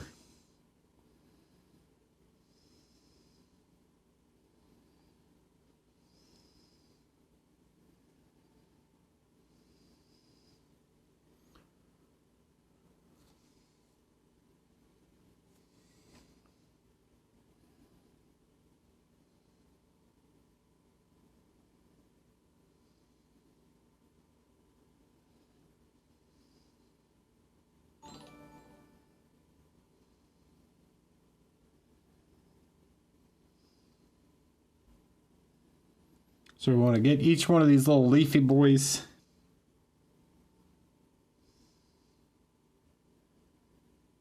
We're just putting base coats down right now. And then we're going to get the stem. What magnification? So I think it's just 2x.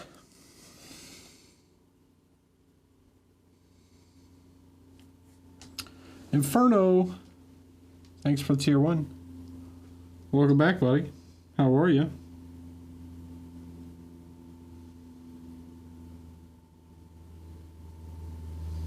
Okay.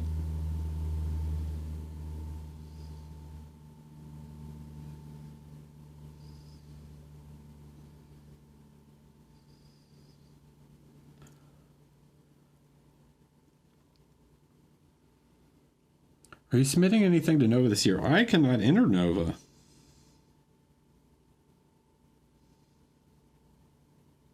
I'm not allowed.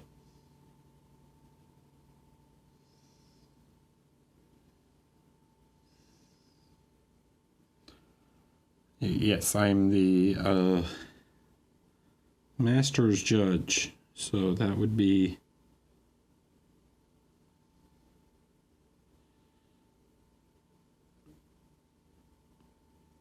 I would be judging myself. That's not allowed.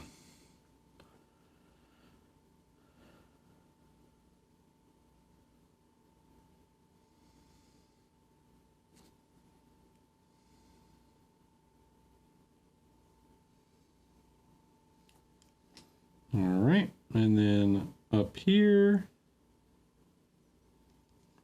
sometimes it's easier to rotate the figure than to try and paint at a weird angle.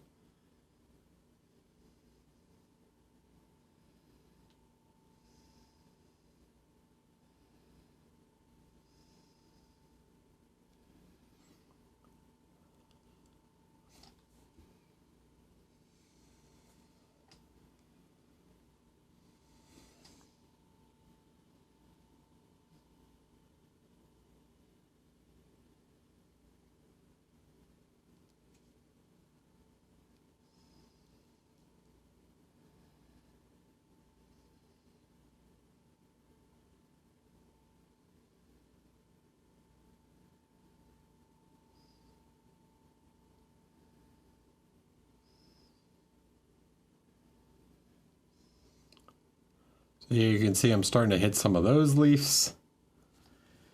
We got to hit the Aquila. How does judging work? Do you judge based on your own personal criteria? Do you follow guidelines provided by the event? I paint based on the guidelines that I helped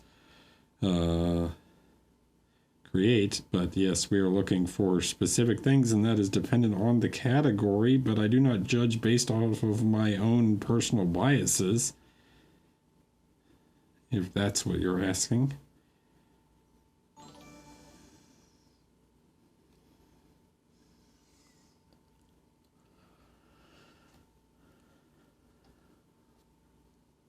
Rocky Meister. Hello, welcome.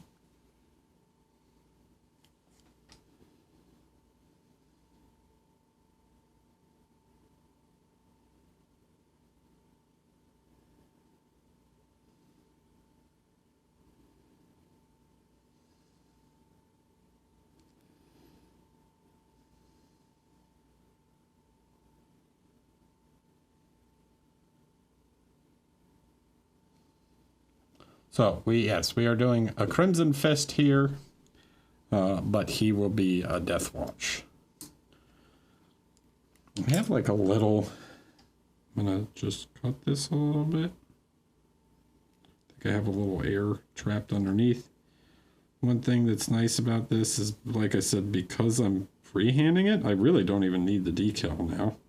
Like if I removed parts of the decal, as long as it's smooth, like I'm just cutting this in order to get it to lie flat,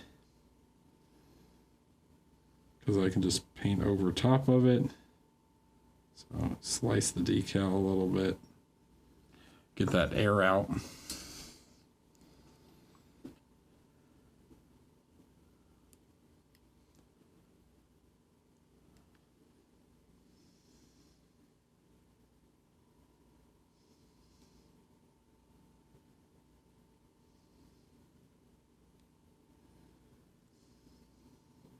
There you go. Just push it down. Probably better to use like the back of the brush or like clay shaper or color shaper here to like press the air out, but that's fine. Like I said, don't worry about it too much because of the fact that we're painting over top of everything. Like it's just there as a guide.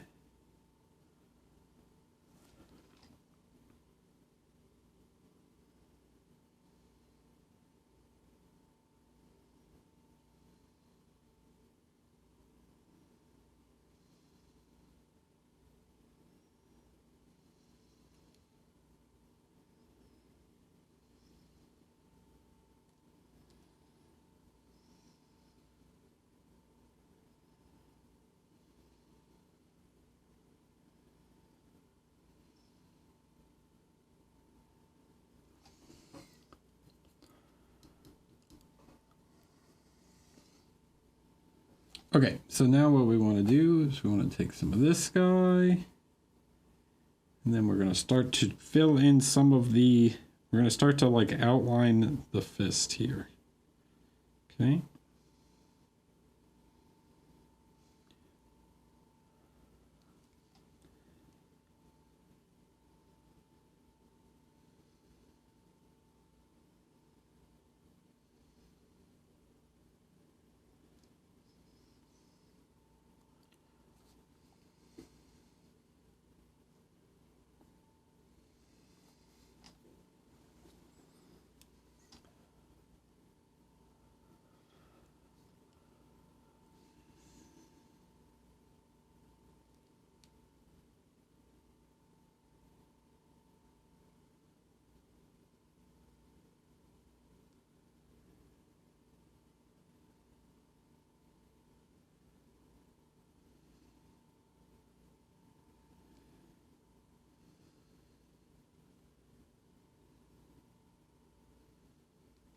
One of the things about painting decals, right, or painting any sort of emblem freehand like this, is that you can paint in the negative. All right, so painting in the negative is like a key thing to doing freehand. So you paint the initial shape and then you clean it up afterwards. Hey, I discovered your paint on the event at Versailles, and it was stunning. GG, thank you. Appreciate it.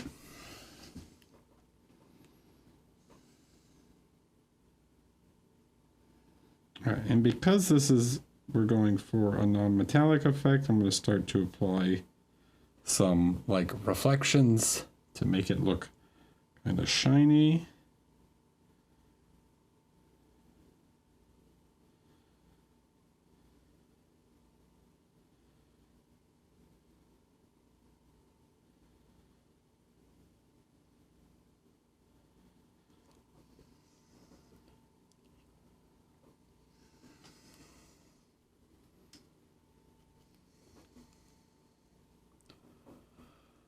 Kit race, what?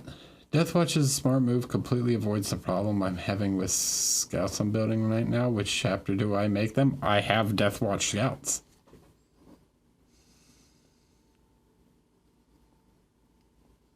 Don't have to choose a chapter if you can choose all the chapters.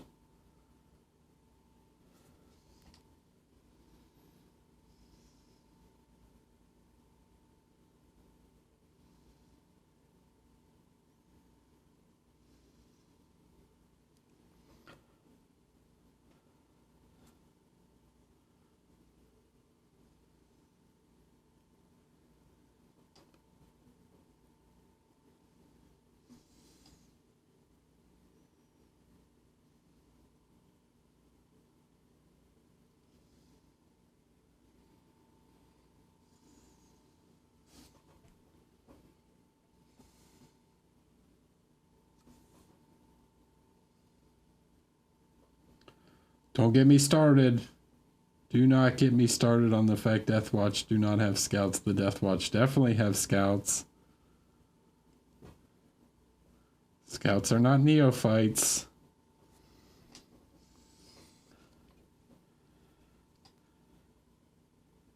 Different chapters use scouts in different ways, including the Deathwatch. Just because they are not in the army list does not mean they do not exist in lore.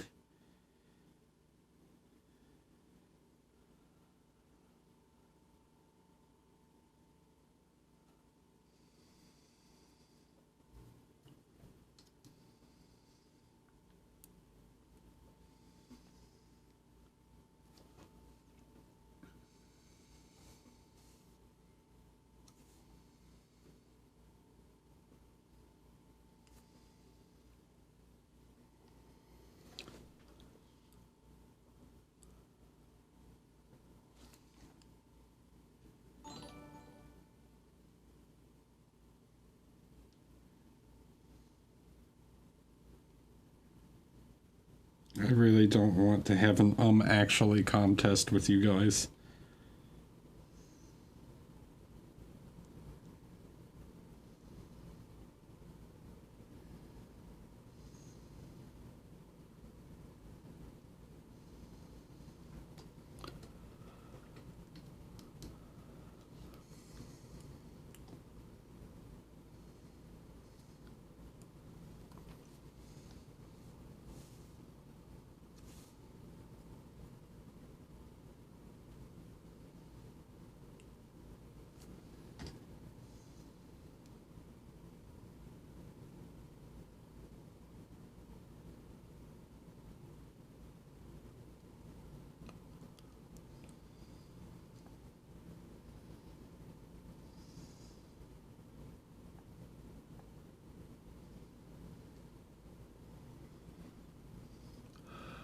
No Gray Workshop. Hello. Welcome. Thanks for the follow.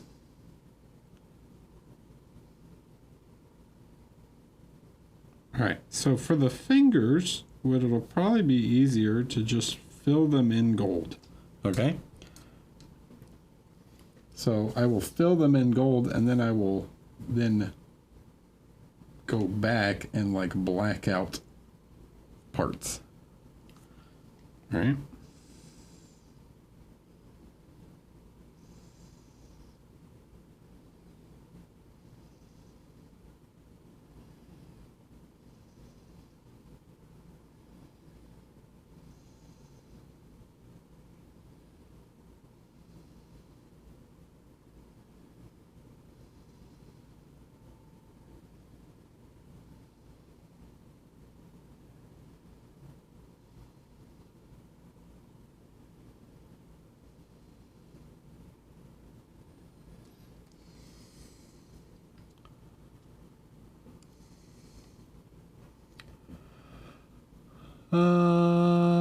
Wait, what happened?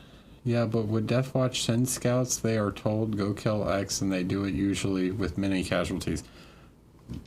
Dude, go look at the old, like, read any of the Deathwatch books, or read, like, go look at the old RPG. They had scouts.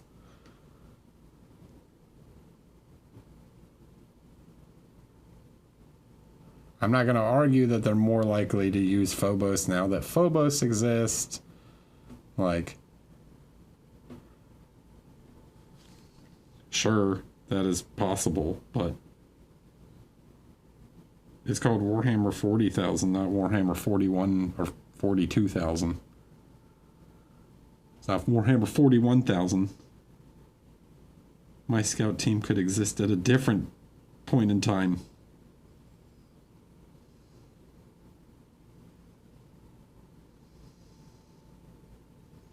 Just like if you were playing Bad App War or something. Yeah, maybe it's Warhammer 38K, you don't know. Que hace mucho que no pillo en el stream. Hola, Miguel, ¿qué tal? ¿Todo bien?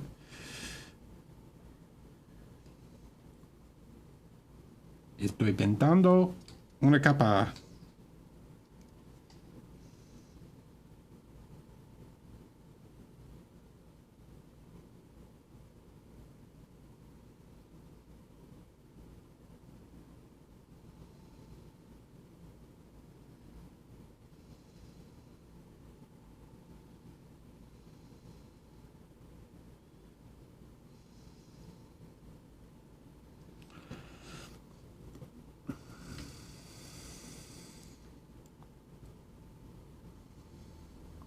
Hey. The RPG as a source is wild. Maybe it's... What?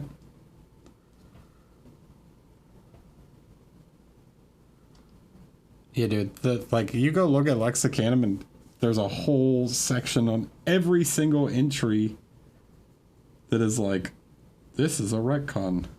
This is retconned. This is retconned. Dude, if you read Age of Fire, or like, which book series is it? It's the one where Gilliman fights like the Plague Wars or whatever. They literally retconned that book like a year after it came out to be like, oh, sorry, timeline doesn't make sense. Like, yeah, dude. Did you know that there was a half Eldar, half human space marine, ultramarine, astropath, navigator, librarian, like in the original Rogue Trader?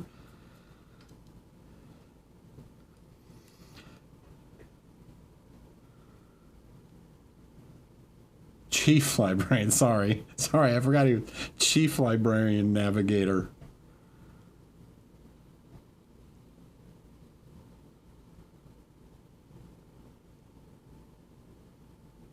It's all got some issues.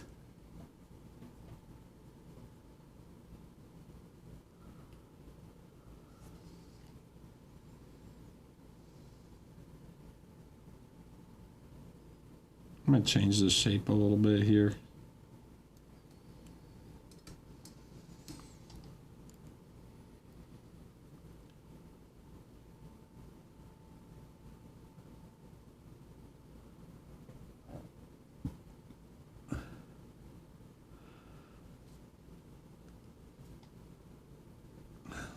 I find really weird. Wait, what?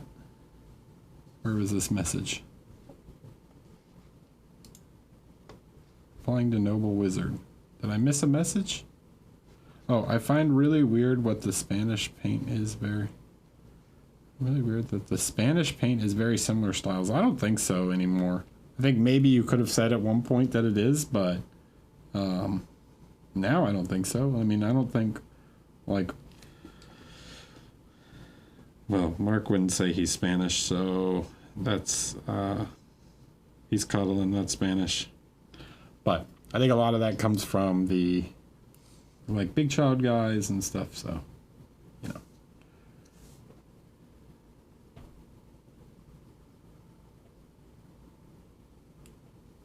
But those Fantasy Flight was also GW, like, they had to get approval. Are you really just going to sit here and argue about Space Wolf Scouts? Is this the hill that you wish to die on?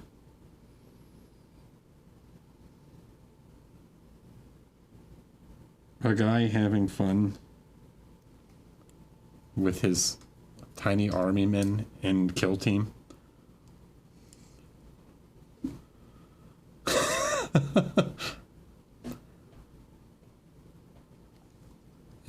Marcus Catalan, not Castilian. Castilian is like the main region of Spain.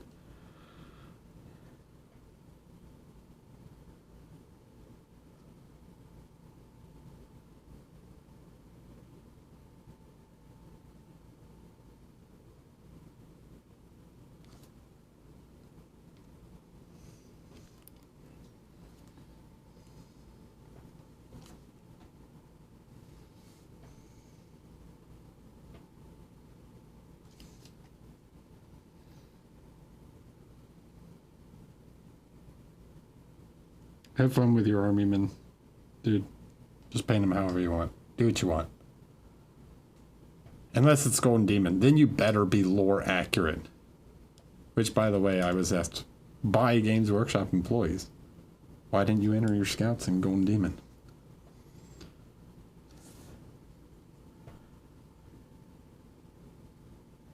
How's that? How's that? Can we now agree?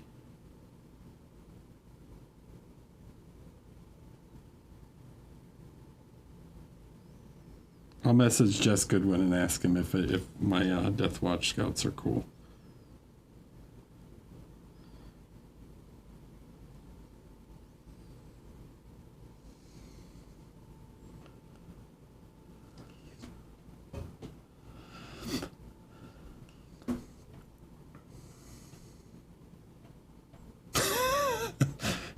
GW no longer decides what's canon. All right.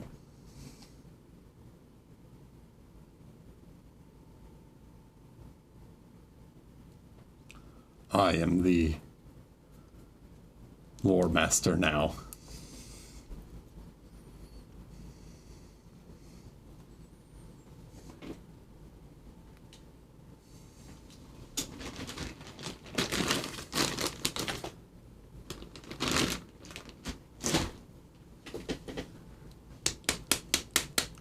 I'm just messing around, dude. Chill. It's like, what I'm getting at is, who cares? Just let people enjoy their toys. Don't worry about it.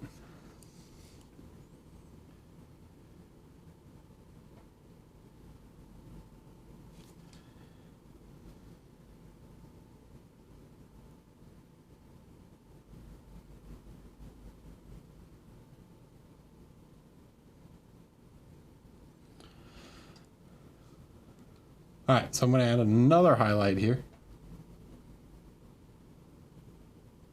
I'm not off camera. I literally was just getting new paint.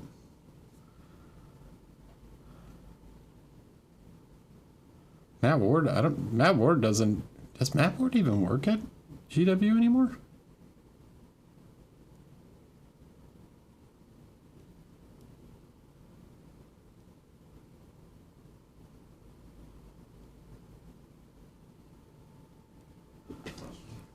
I didn't realize. I thought he was gone. I thought he went off to do like Black Library or something. I don't know.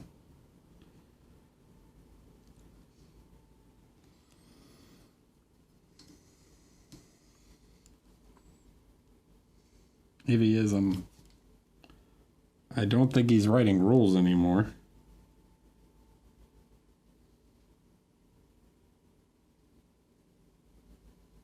I don't even think they write, like, credit anyone.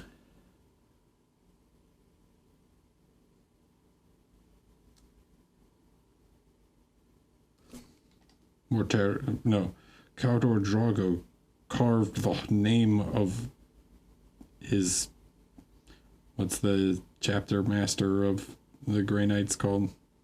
I don't remember. Something. Supreme Grand Master of the Grey Knights. He carved his predecessor's name into the heart of Mortarion and sent him back to the warp.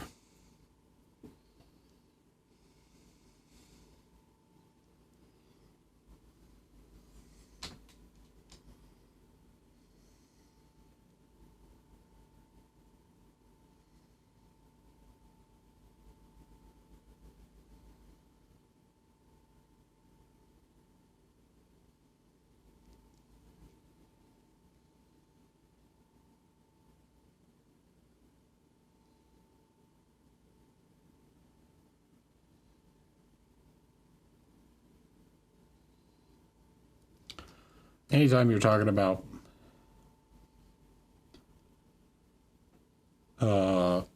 lore and canon and 40K, you got to remember that it is a, like, what, dude, is 40K almost 40 years old now? It's not quite, right? It's not 85. It was in the early 90s, right? I mean, like, when it started, it was all over the place. When did second edition come out? Because I figured that's really more like proper 40K.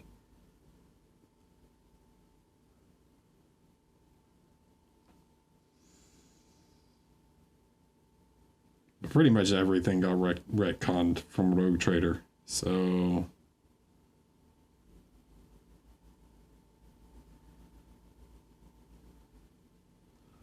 like Horus was just a dude.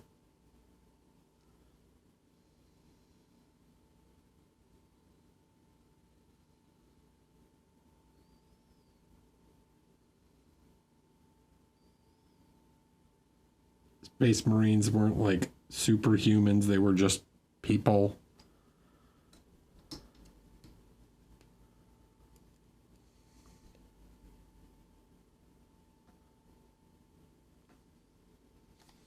Like the more modern.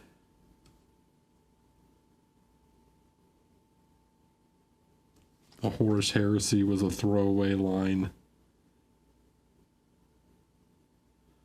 That might have not even been in Rogue Trader. That might have been in some other book.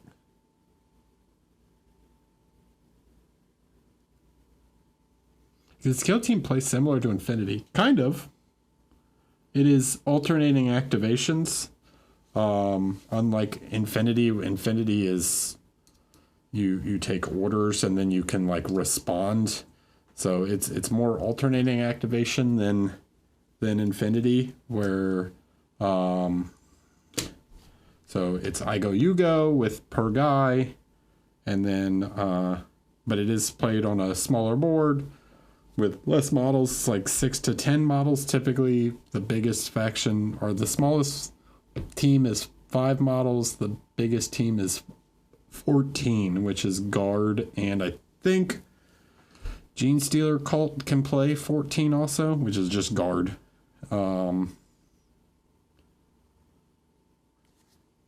Maybe,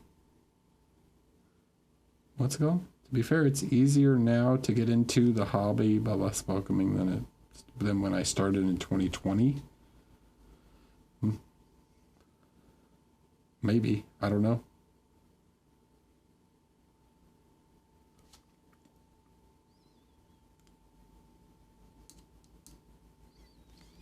Typically, local game stores are pretty nice. I find people to be pretty welcoming. Some local metas can be a little more competitive, but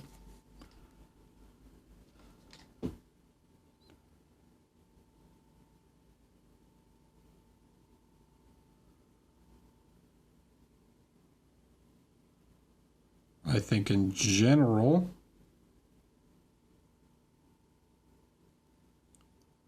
you have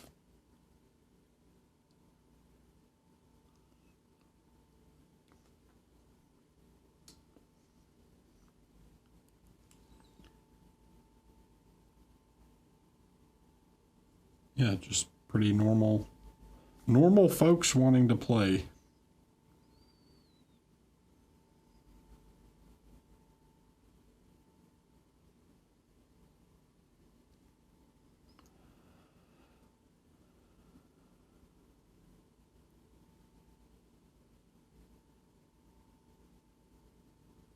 Well, there is no OGs when it comes to Kill Team, so just get into Kill Team. It's faster, requires way less commitment to like painting a giant army.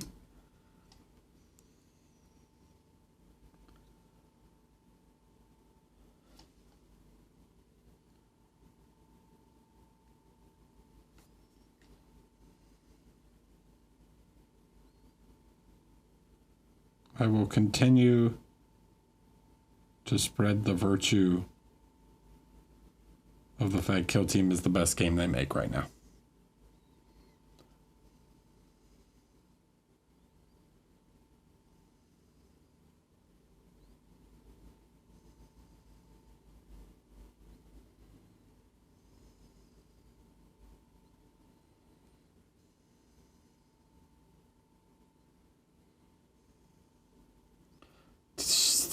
Don't talk about Warcry.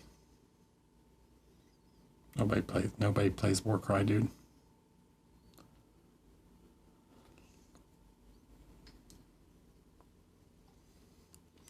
Dude, I'm pretty sure like 90% of players could just give you an Angels of Death Kill Team because they just have the models sitting around. I'm pretty sure I could go into my room and build like 3 Angels of Death Kill Team right now. Out of bits.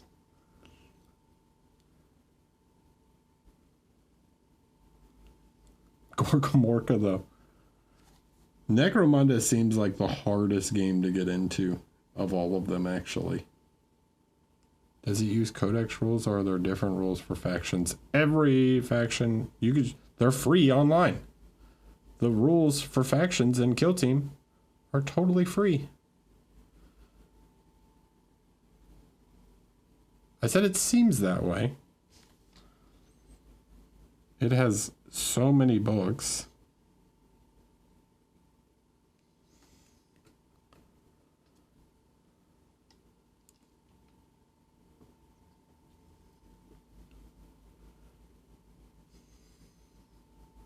And the fact that Necromunda has less general content out there than the other ones makes it harder to find like just online videos or whatever of people like teaching people how to play Necromunda and stuff. Like there's not a lot of like intro to Necromunda guides or like how to start a gang or whatever.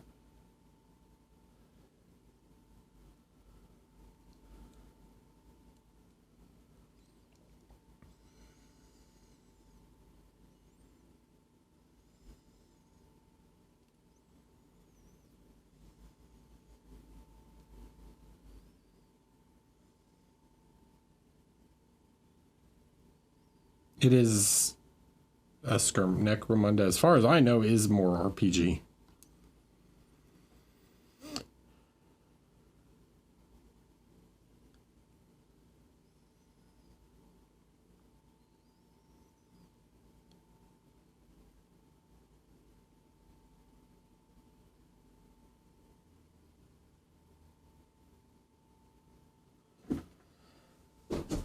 Ow. My foot is asleep. Okay, so let's, real quick, we're starting to get some of the shape down for this. This part's making me mad.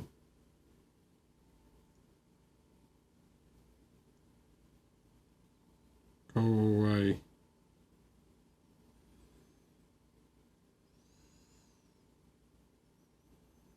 Get out of there.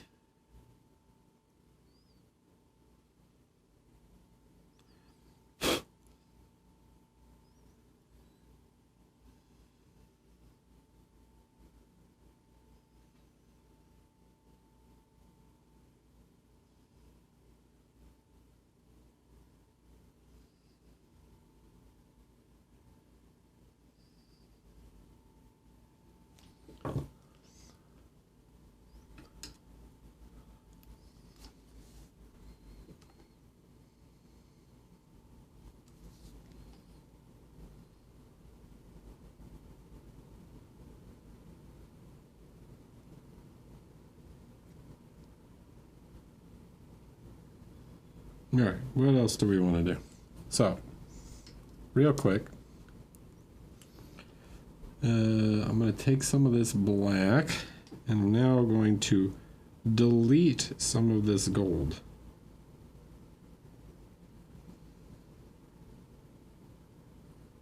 Okay.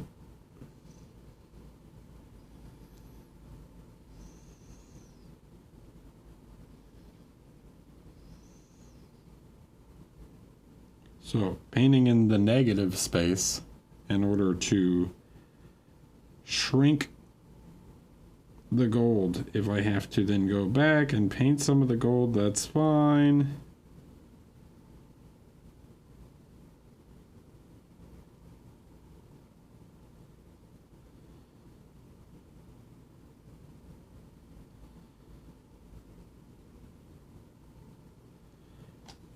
But we can remove some. How far are you going to push the contrast on the end of them? All the way, baby. You got to push it all the way. When you do non-metallic, that is the time to go big contrast.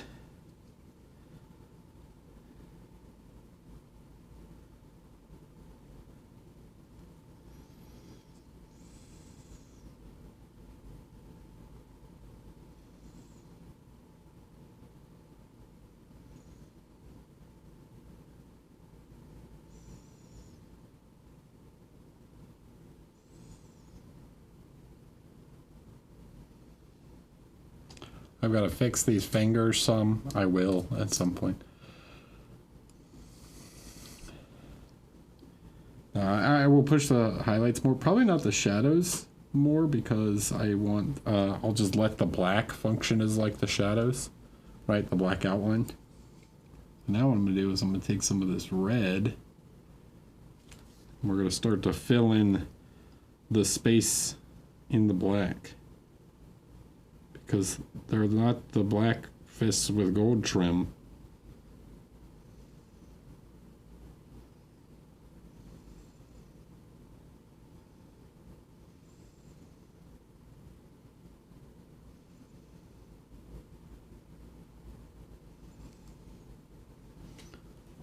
They're the crimson fists, baby. Will this dude be done soon? Pfft. You rushing me, dude? Trying to paint a fancy cape here. I don't mean will it be done soon? You mean like tonight?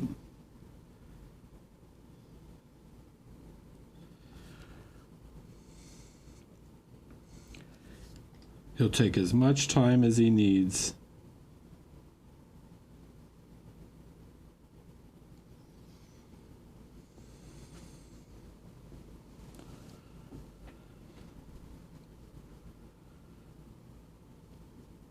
I can just play my sweet 34% win rate scouts in the meantime.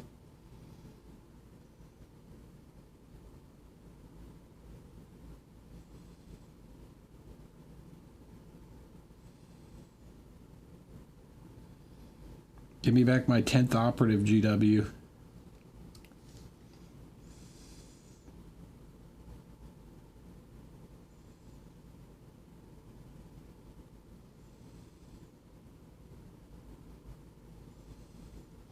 You made me paint a 10th guy for nothing. So that you could just take him away. Yeah, Scouts are a 9-man team. They were a 9-man team in 2nd edition. And then they buffed them to a 10-man team, because they come with 10 models. And then in 3rd edition, that was literally at the very end of 2nd edition, they had 10 guys. And then I guess they had already printed the rules for 3rd edition, and they went back down to 9. And they haven't gotten the 10th back, and they're terrible.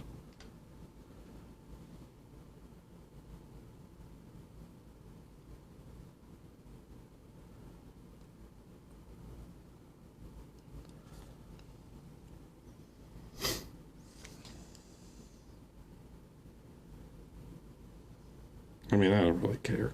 I'm not a competitive player, so I don't really care about teams' win rates or anything. Or I could sit here and complain about Angels of Death being a 40% win rate team and then getting their sergeant nerfed. And be like, it's not fair. Or whatever. Just making me paint another model so that I can then get Death Watch and have to paint all new models. Terrible. I'm so mad. I'm so mad that I have to paint a whole new team of really cool Marines that I have to convert and do a bunch of stuff to. Hello, Jam Jam. Oh, I just hate painting Space Marines, dude. So... Can you guys sense the sarcasm? I'm definitely not thinking of all the chapters I want to do right now. Have you played with the new Tyranids yet? I've played in a game with them. I have not played as them. They are very cool. See ya.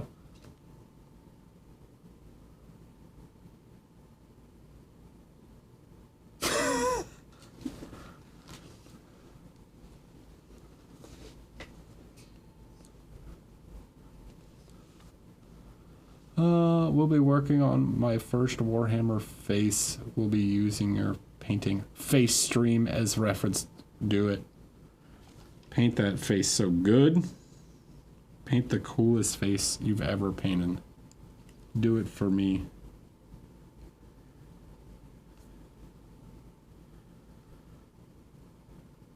I know who he is, Crip. I will not be doing that.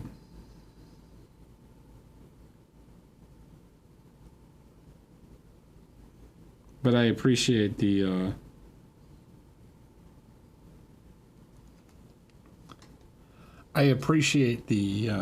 suggestion. He makes some cool stuff. If I was going to convert some Terminators, I would probably use his stuff. But I don't think GW would be very happy if I did an article for Warhammer community and used a bunch of 3D printed bits on their models.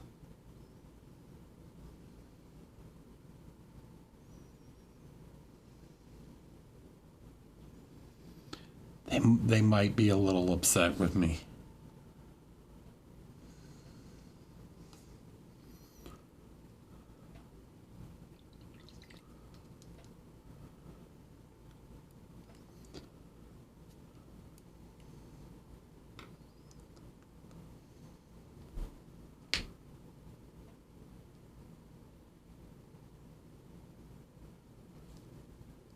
Yes, Miguel.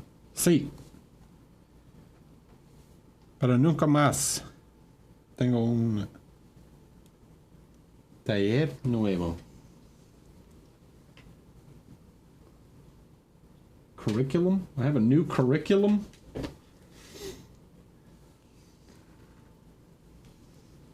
The last one was in London.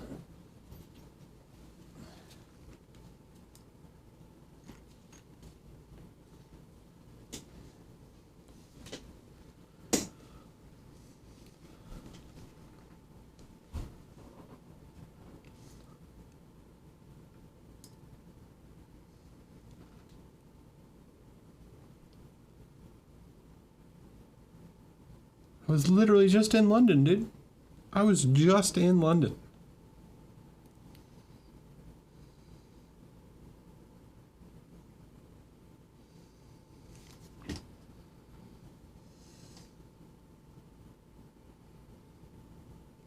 Yeah, James Workshop sent him to the gulag.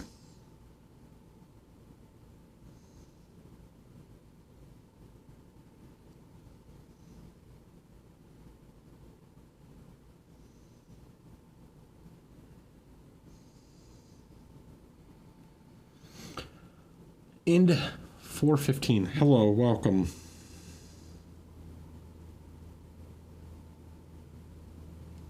Yeah, we get on there.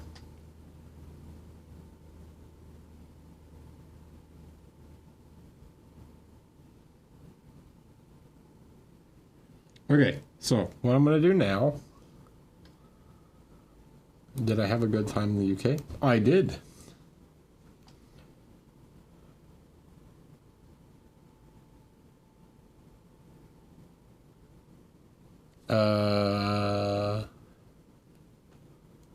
Oh, we're still joking. I was like, I would say that their response to Scott was pretty fair.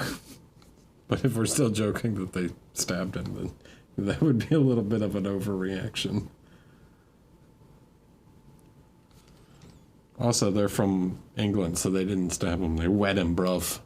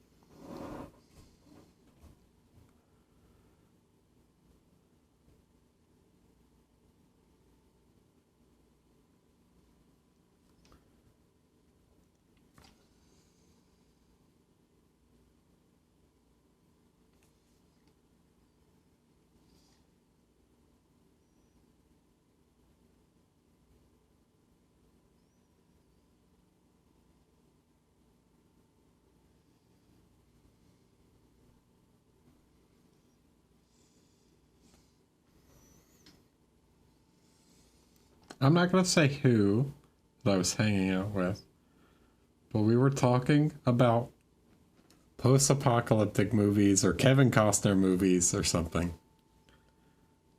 And he said, I like Warhammer, and I died.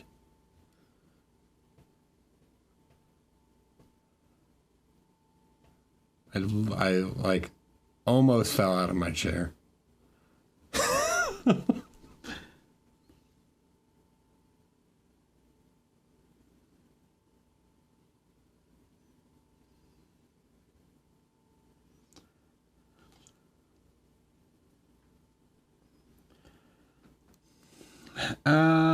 As you are painting these areas, are you painting the recesses darker and the upper volumes lighter, or do you lay down a base and later go back and glaze some darker shades into the recesses? I'm not gonna say who. I told you I'm not gonna say who it was, but the accent on it, I died. It was so funny to me. What a well.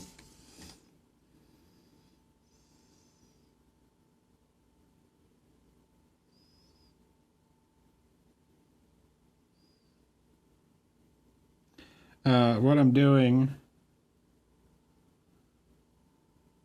is, see dude, is making it dark, and then so I did the volumetrics on the main cape, then I applied a decal, and now we're painting over the decal to create the color I want and add more detail where I want. And now I'm going around and I'm applying little dots along the trim to make it sort of have the effect of a stitching.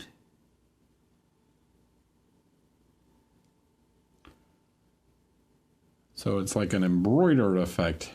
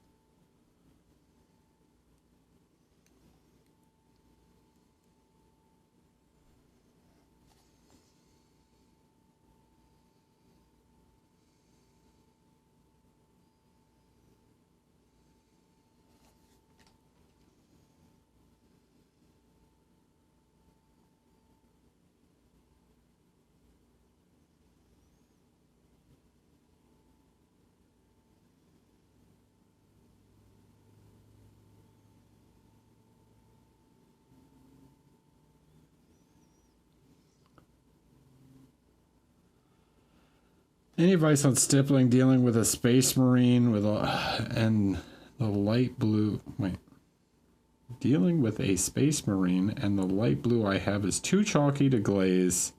Will be my first real attempt. Any advice on stippling? Just take your time. I don't know. I don't really have any specific advice on stippling. Do you matte varnish it first? For the decal, how do you apply it? Well, I suggest that you go back and watch the video afterwards.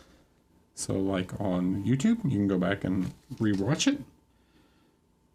Give me a chance to plug my YouTube. So I would watch the replay on YouTube of how I did it. But basically you want to gloss varnish, then apply it, and then matte varnish over top.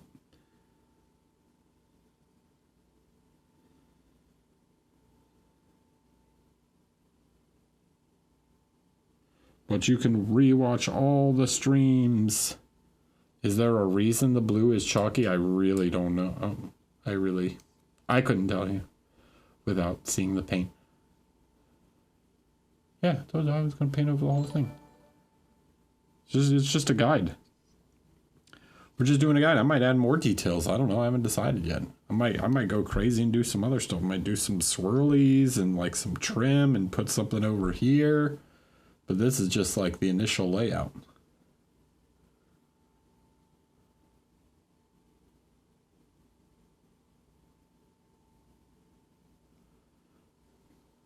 Nando.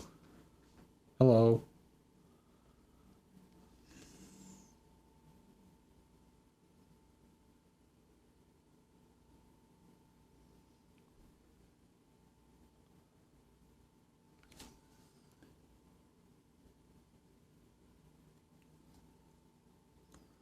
What's good eating in London, by the way? Nando's.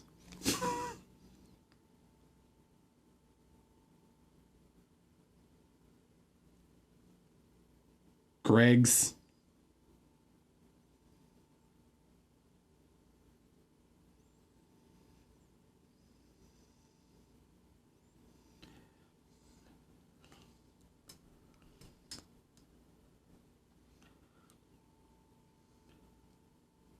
Greg's and Nando's is like their equivalent of Dunkin' Donuts and I don't know.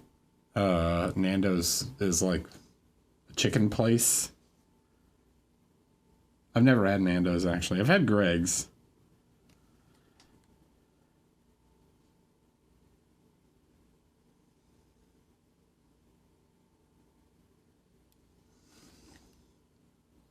I've had a sausage roll.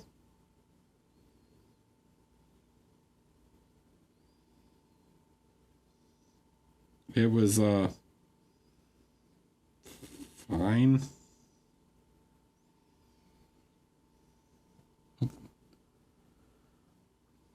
Dude, the Tesco meal deal is pretty good. You get yourself a sandwich, a bag of chips, and a Red Bull for like £5.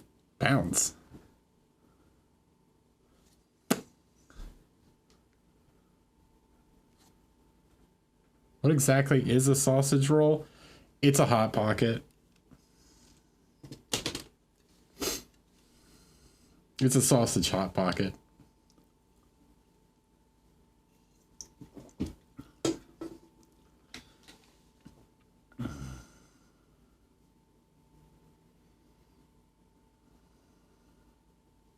All right. So it's not quite done, but I think you guys get the general idea of what we're doing, right? Is a sausage roll like a kolache? No. A sausage roll is like a Hot Pocket because it's like it's more like a puff pastry with sausage in it. And it's like ground up. It's like ground up sausage. It's not like a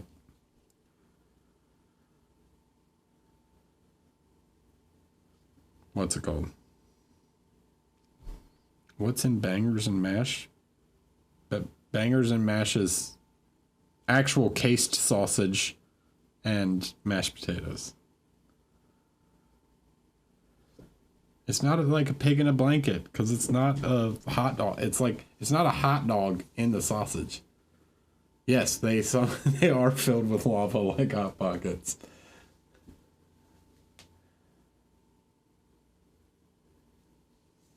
Yeah, it's not like a cased. It's not a cased sausage like a hot dog or a kielbasa or something like that. It's just ground up like ground sausage meat with onions and carrots or whatever else they put in there, and then yeah. I mean, it fills you up. It's no Leberkäse in Germany.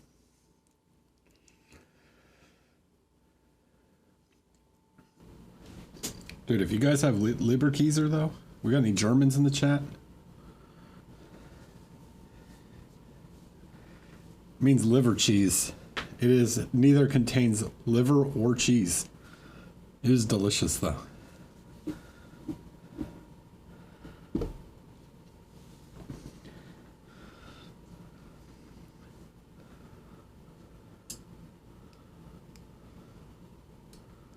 It's not liver, it's, yeah.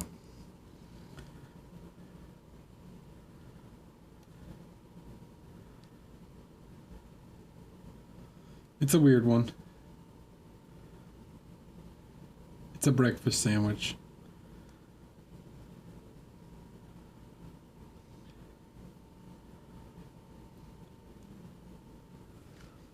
All right, here's what we're going to do now. So I'm going to take and make some marks like here. And then maintaining that distance here.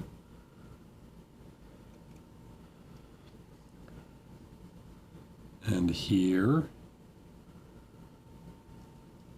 I'm going to create a line that connects these. So I'm using the bottom of the cape as a reference point because it curls. So I want to maintain that distance. I'm going to stop early because I think I will do some kind of design in the corner.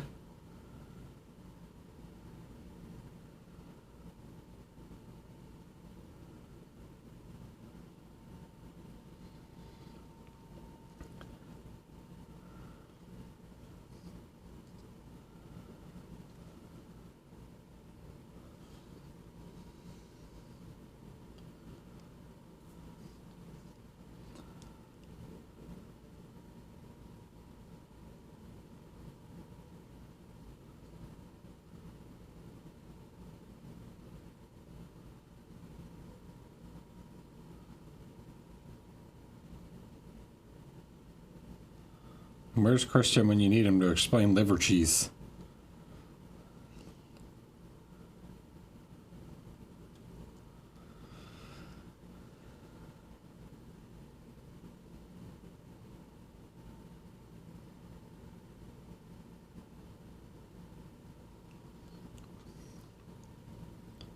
Yeah, then you just have them meet in the corners, right?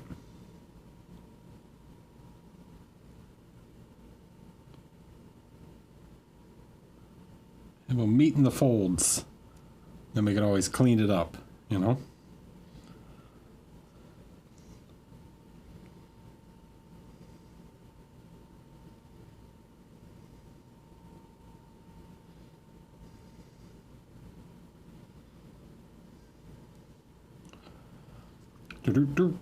Something like that. Favorite breakfast sandwich? Chick-fil-A chicken biscuit.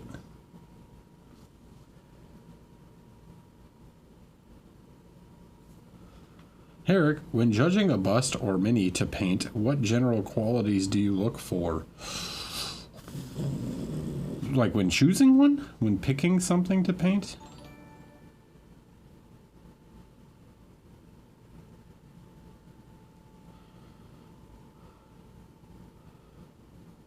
How much are they paying me? Oh, no, I'm just kidding. Sort of.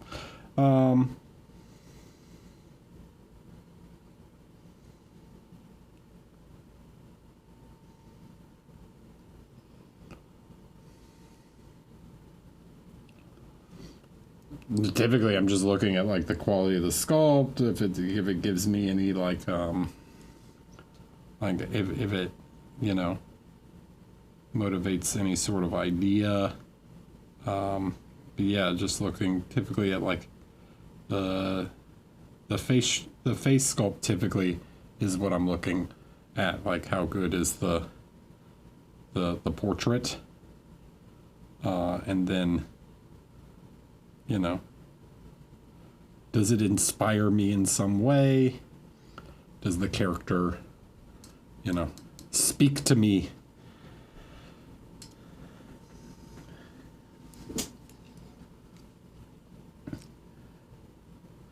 So, what do we want to do here in the bottom?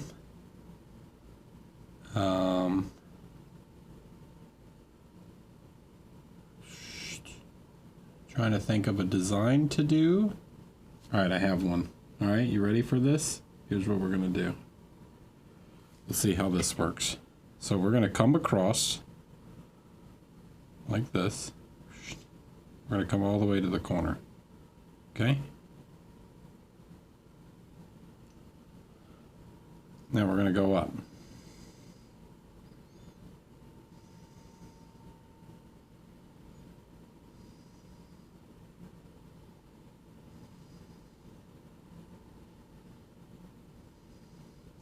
Then we're going to stop part way.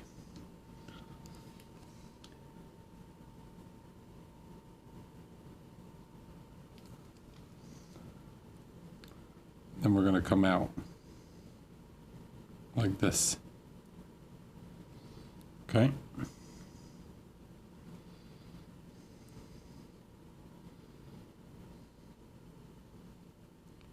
Then we're going to go up again. Then we're going to go back in.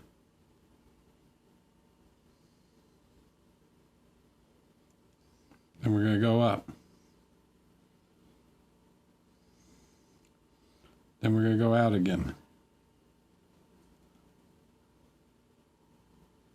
Then we're going to go up. Go back in. What are we doing? What's he doing? Is he crazy? What is he painting?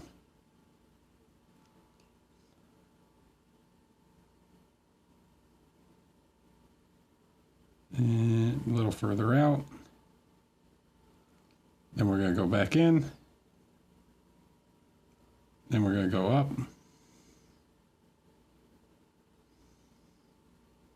A little further this time. Then we're going to shoot back out across. Back and forth. Back and forth. Put your right foot in. Put your right foot out. Put your right foot in. You shake it all about. Then you draw a line that goes across the top. Like this. You bring that out like so. And you connect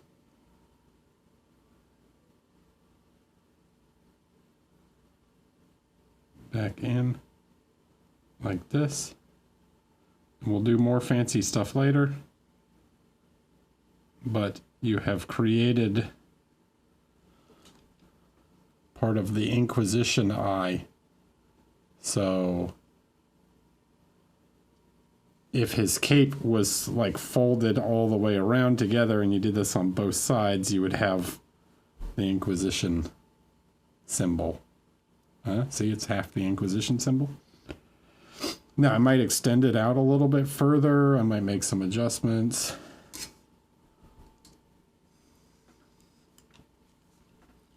Give it some like corners to it, you know.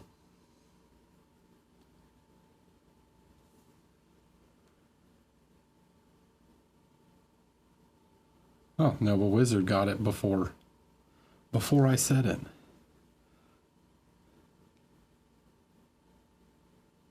Right, so here we can like kind of give these some corners like this. And we can add the the little serify bits to it.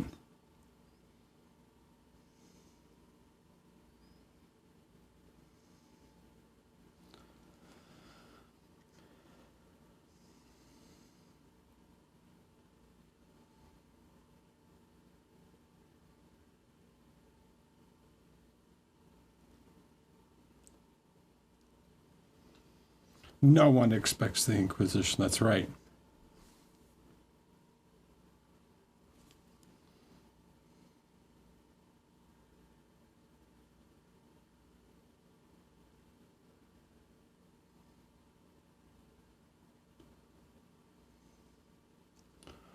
Repping the Ordo Xenos.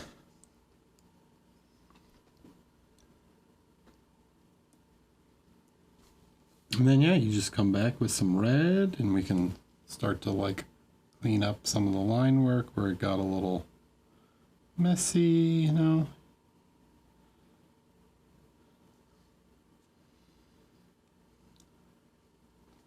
But yeah, we'll clean that up. But that's the idea, to create the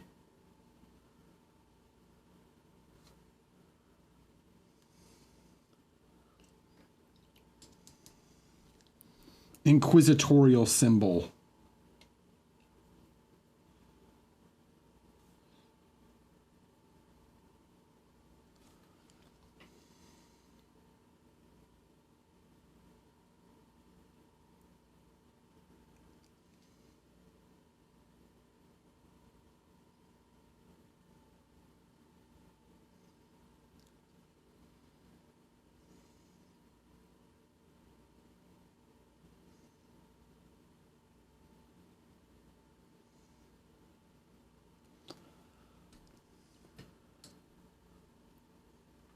No, but I could.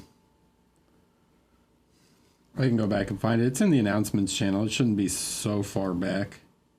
I don't post a whole lot in the announcements channel, so.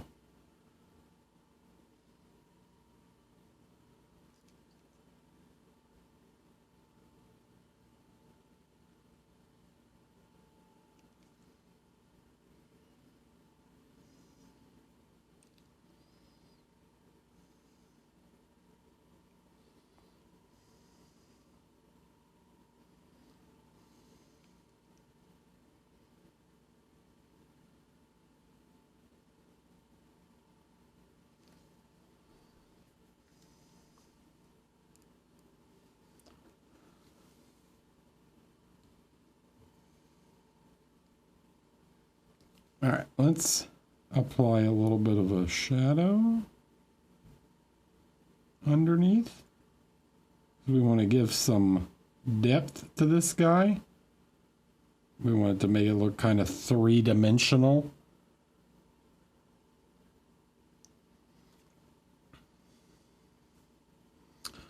It is going to be Zenithal. I will post one. I will try and post one tomorrow. A picture of like what I want you guys to make it look like. Okay.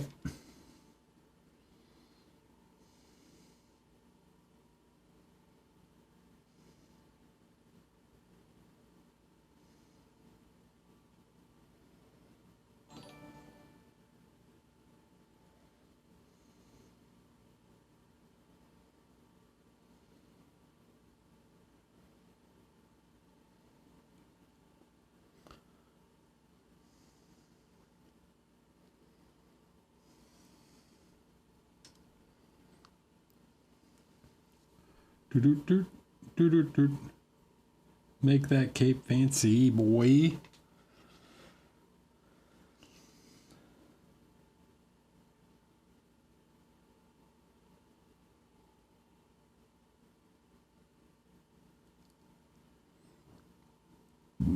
Some of it's a little big here. I might reduce some of the width on some of this stuff, but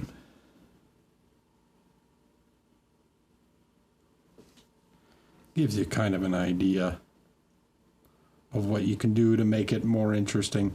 You sort of just, you know, come up with something and go for it, right? It's not like a right or wrong way to do a freehand. just make something aesthetic and interesting that kind of breaks up the shape, you know?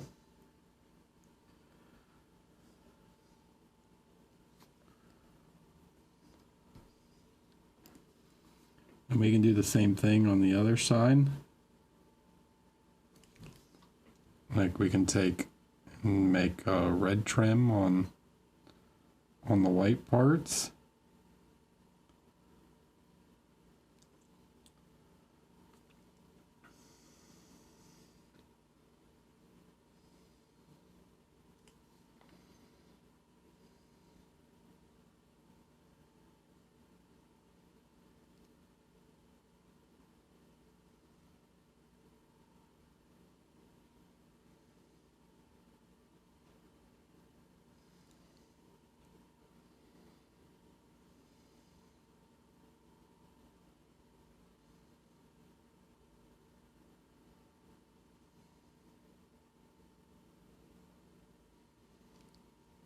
Gonna leave the corner there, and then we'll put something in the corner.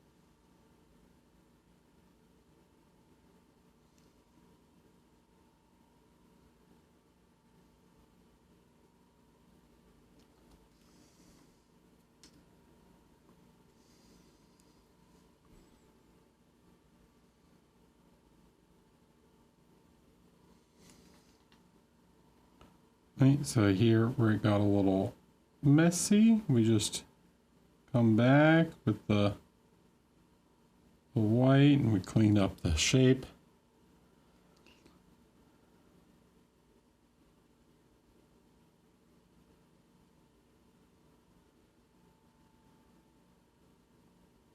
Make that line nice and even.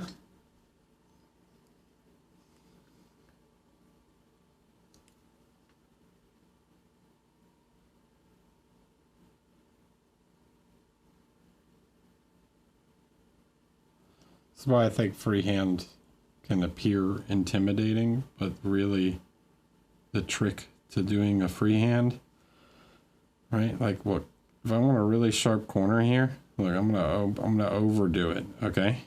So I'm gonna make this line too big, all right? I'm gonna intentionally overpaint it, okay? So how do I fix that? No problem. I come back. Well, I let it dry first. All right.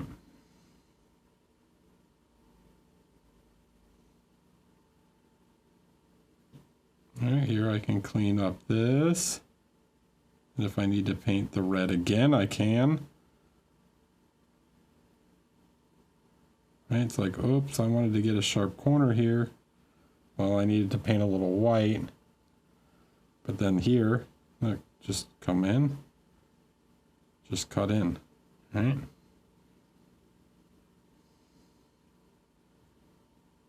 Just cut in. You get like a really sharp corner on it, okay? So,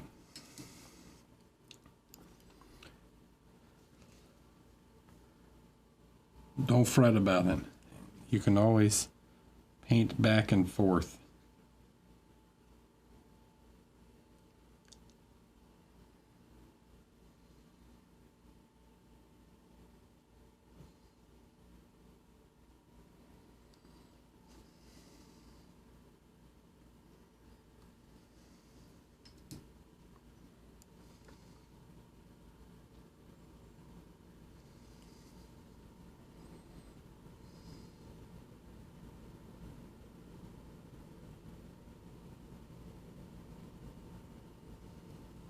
It's like an eraser, but it's paint.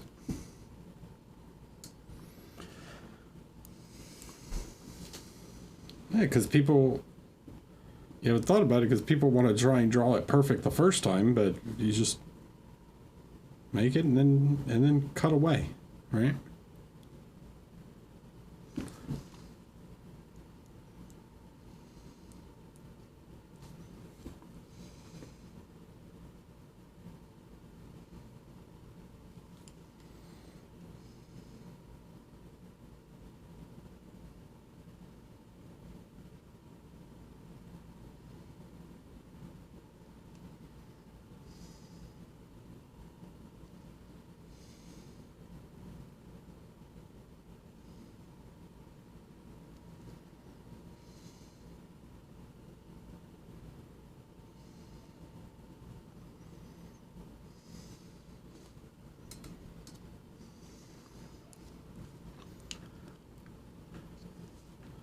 Then we can fill all this space in if we wanted to. We could go absolutely crazy and like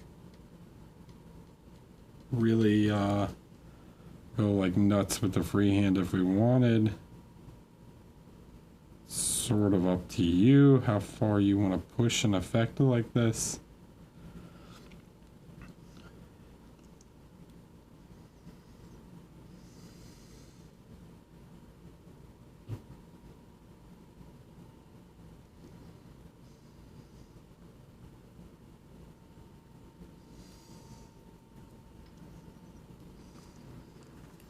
What if I do something I don't like, you know? If I paint an element I don't like, I just erase it, man.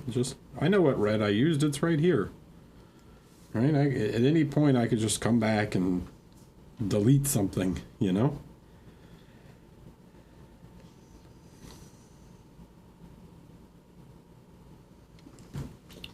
Don't stress. Don't stress about it.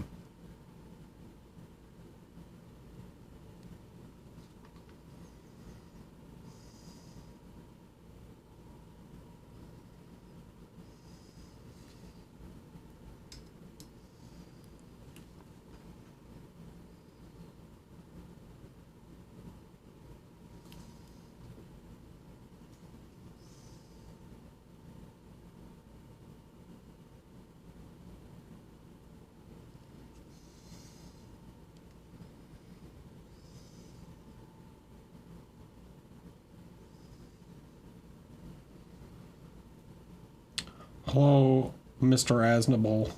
How are you?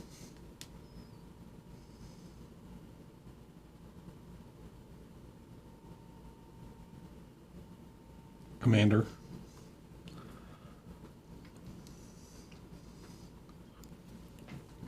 Mr. Major. The boss. Hello. Did I miss some people? Did I miss Mulan and Dark Heresy? If so, I'm sorry. Hello, welcome.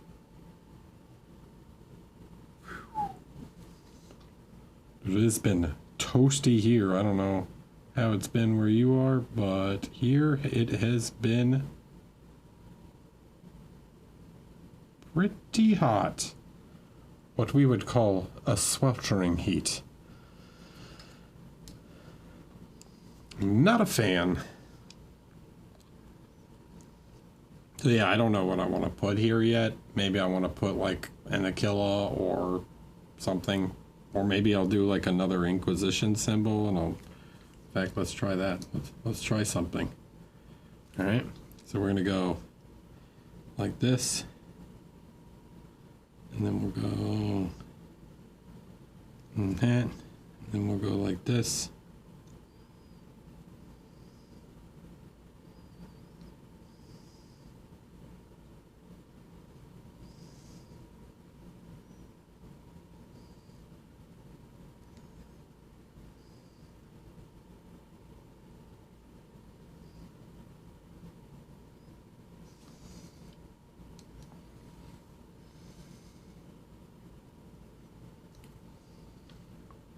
What humidity level is it for me? Like, I don't know. Yesterday was like 75, something like that.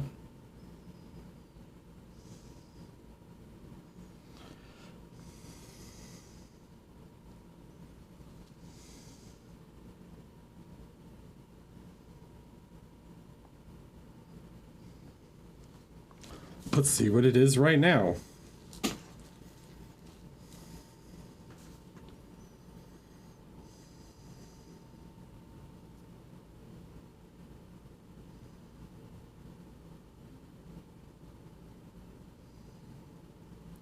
It is 73% humidity right now.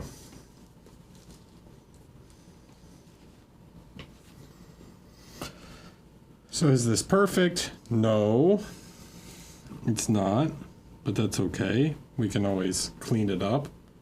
But yeah, it gives us another little shape to do. Maybe I need to erase some of these. What I could do is I could take some of this guy and I could like split these now.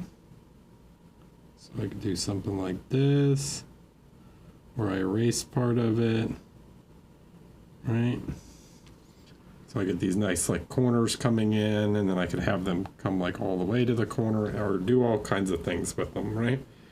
So there's a lot of little ways to like adjust the freehand to the way you want using like negative painting, right? So I can get like really sharp corners by doing that.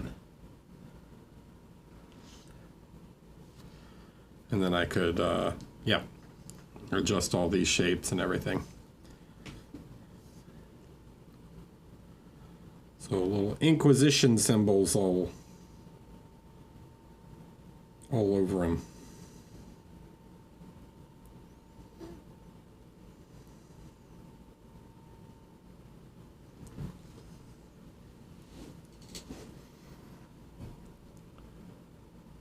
How do I deal with symmetry? So you're talking about like the symbol and stuff? I try and use reference points. So it's like I'm looking at like kind of distances. So here, right? Like if I was trying to find the middle of the cape, okay? The middle of the cape is really hard to find because it's folded over on itself. This is really long. Right, so the easier way to look at it is kind of from the bottom to think about sort of stretching out. So like if this length here, right, is roughly the same as this length here. Okay, so this corner and this corner are about the same. Then, so what do I have? I have 1, 2, 3 lengths that are all about the same. So that means, so 1, 2, 3 lengths that are about the same length. So that means the center of this one is the middle of his cape. Does that make sense? So 1, 2 is about the same as this. So these negate, right?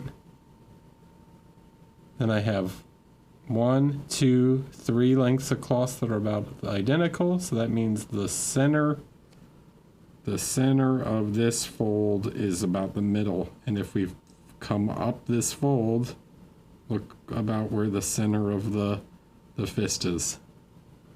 Right? And then the top is easier because the top you can kind of visually weight it, and you know that the center of it's roughly going to be where the backpack is, right? Because it's going to come up behind his back. So this is sort of the visual center line, right?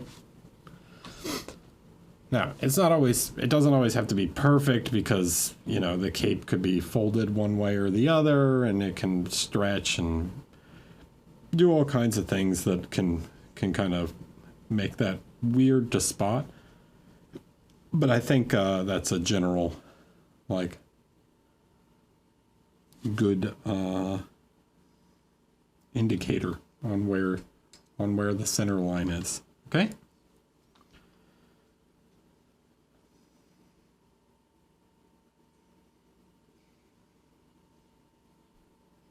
Now, how do I feel about the blue? It is quite dark, but I still think it could be darker in some areas. So I'm going to keep going with the purple and maybe add a little black.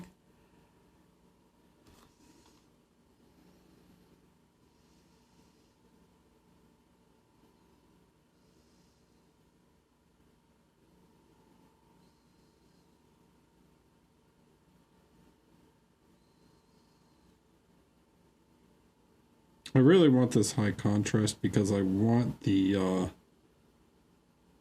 symbol to really like appear off of the blue background, right? I really want that contrast to be heavy.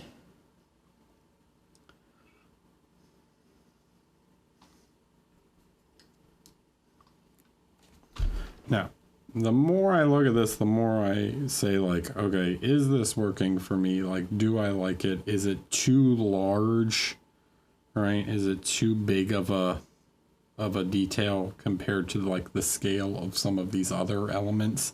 It might be, but this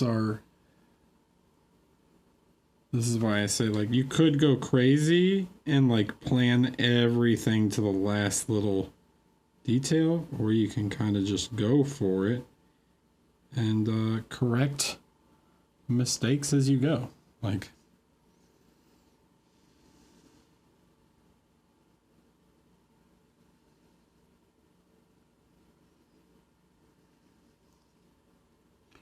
you know, there's no shame in having to repaint something. What if I don't like this, right? Say I look at this and I go, nah, you know what? Nah, not my thing. Okay? It's too big or something along those lines. All right, man, so just paint over it, right? Like, okay, you don't like it? Get rid of it.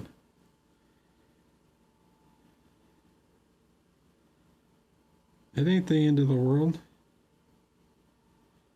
It might take you a couple layers to get rid of it, but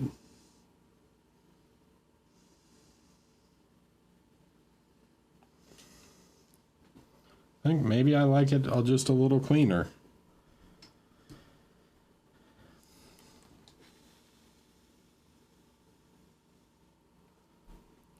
But at the end of the day, it's your design. You know, I thought it was too big. It felt out of scale.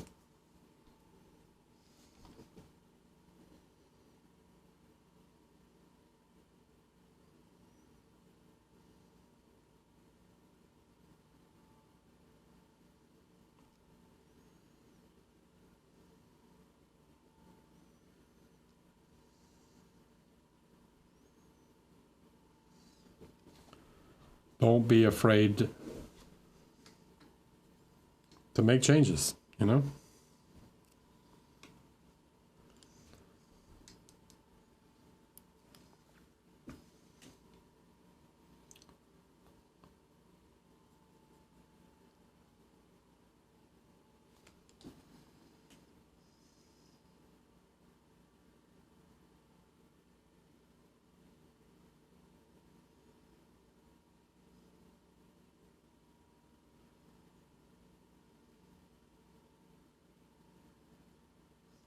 Maybe in the end, I just put another little symbol in the corner or something.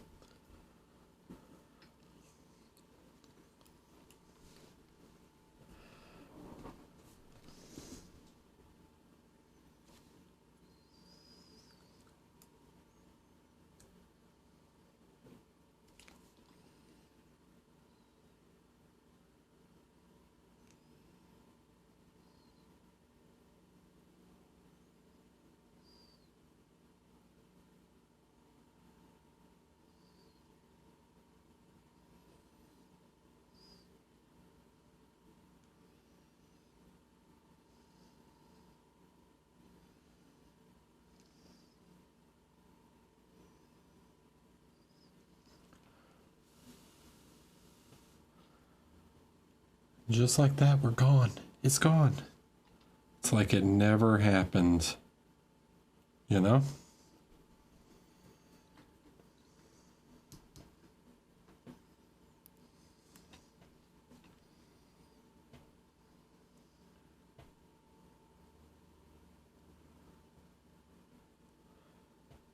Yeah, dude. Yeah. Mm-hmm.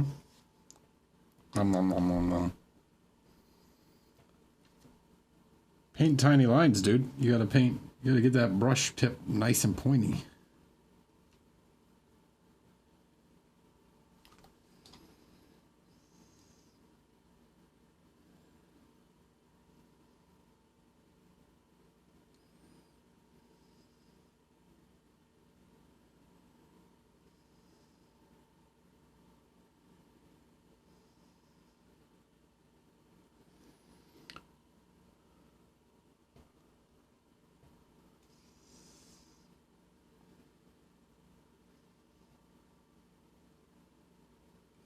Houdini, that bad boy.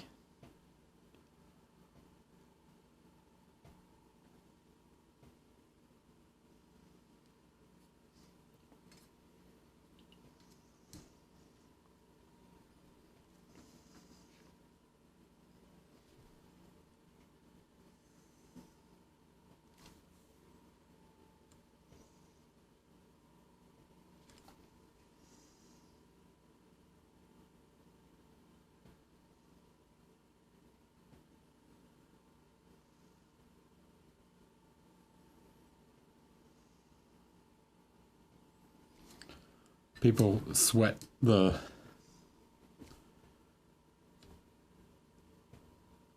sunk cost fallacy.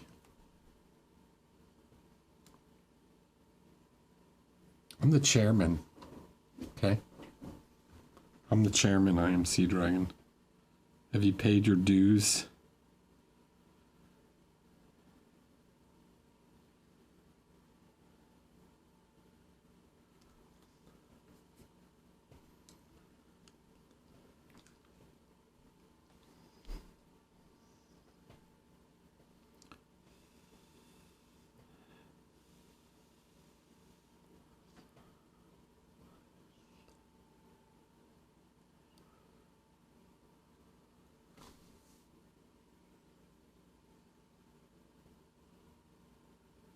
Good morning, Steel Wolf.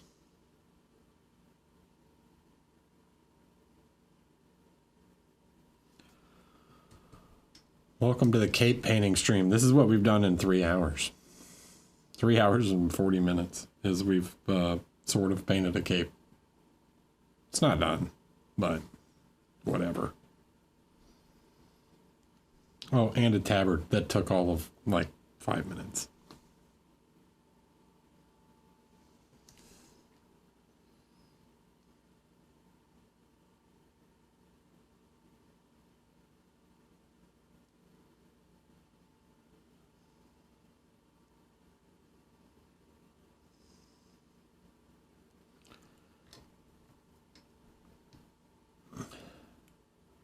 Does your Space Marine have a name? Well, he's a Crimson Fist, so he needs some kind of Spanish name. His name is...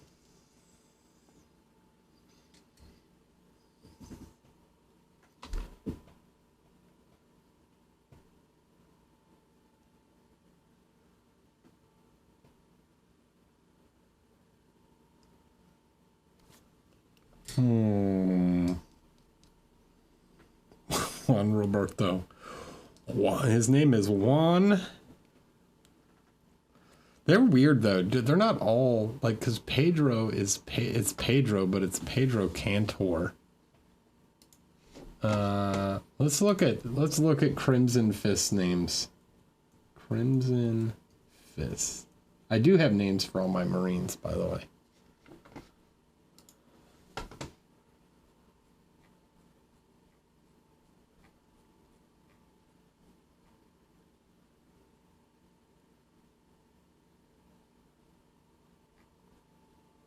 Get to the famous Master Quesadra. Yeah, they have weird ones. Because it's like some of them are clearly... Because his name's Alexei Pollux, but his name is Kazaquez Alves. Rodrigo Alves. Captain Stefan. Arca.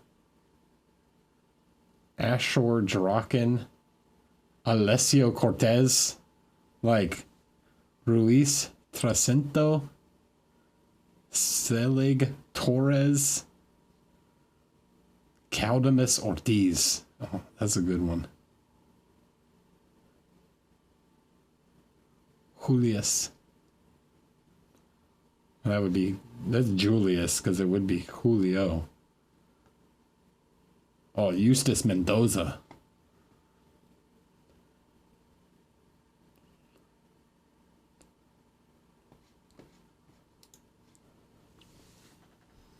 His name is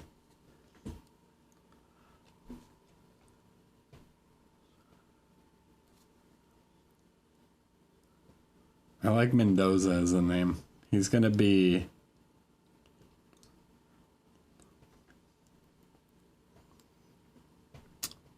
Oh, we gotta think of a first name for him. So if his last name's Mendoza, what would go good with Mendoza? It's not Bob. Roberto Mendoza? Mauricio Mendoza. Double M. You like some alliteration? We'll name him after Mauricio in the chat.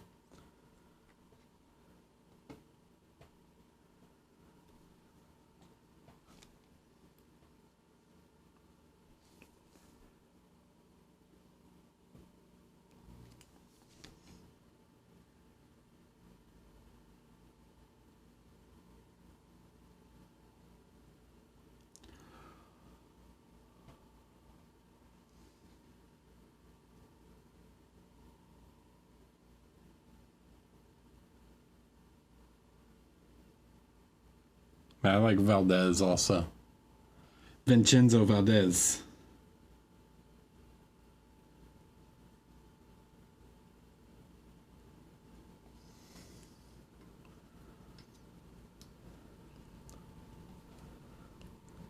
Hugo. Julio.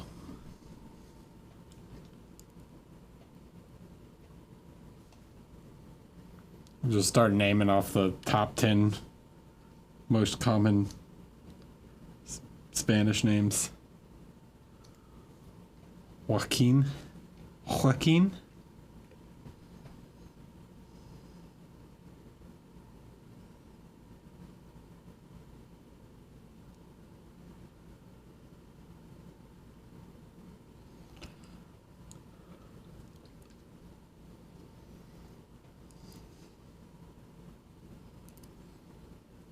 Give me some famous Hispanic boxers. He needs to be a dude who's good at punching people.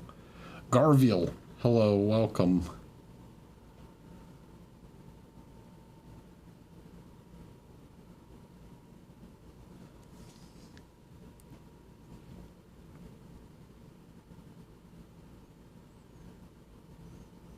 Roberto Duran. We could combine.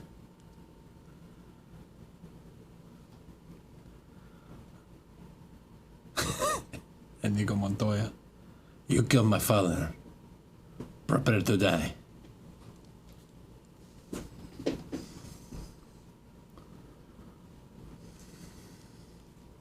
Manny Pacquiao.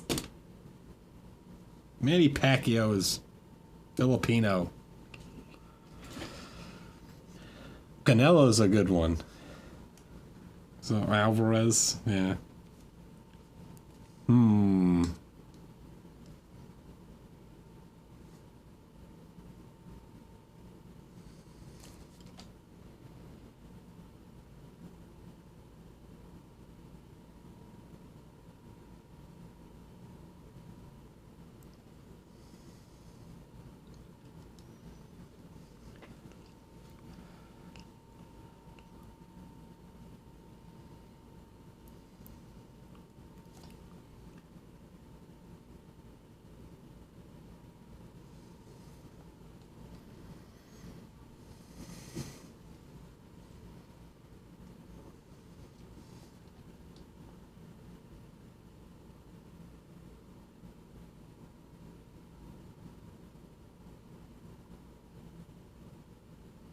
I don't know, we'll come up with a name from Nacho Libre.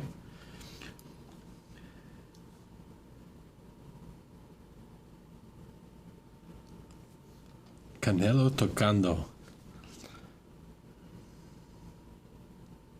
He's touching you. Tocando. Just like a little, no, isn't that like playing? Tocando? Like, yeah, it's to touch, right? Tocando? It's like to touch.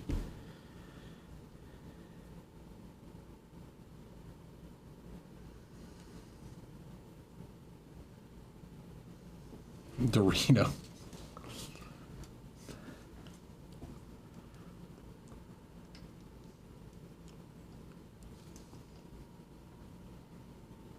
His name is now Punchinello.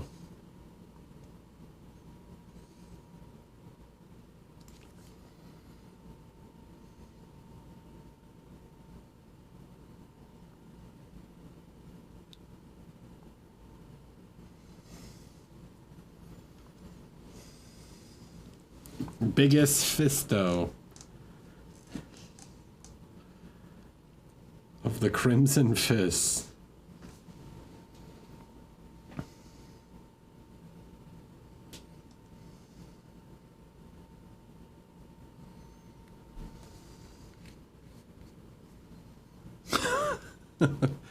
Yeah.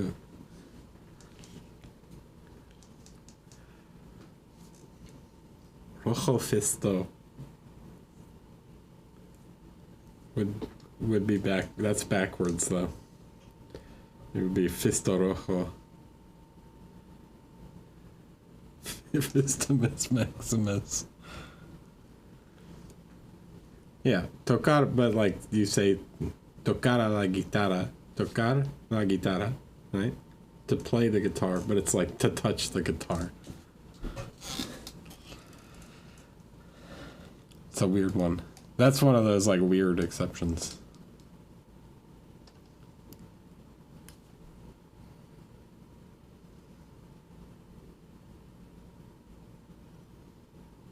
I don't know that reference from Archer. Was that a later season?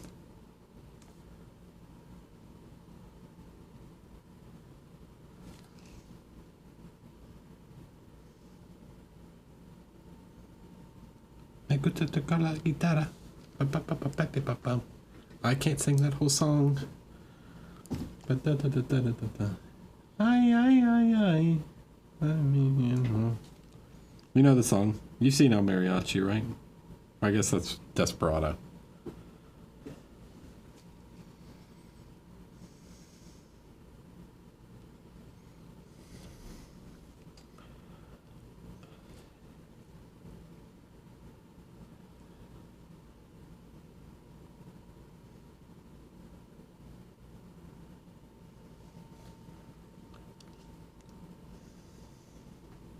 Alright. Fisty McFistface. We got it. We got there.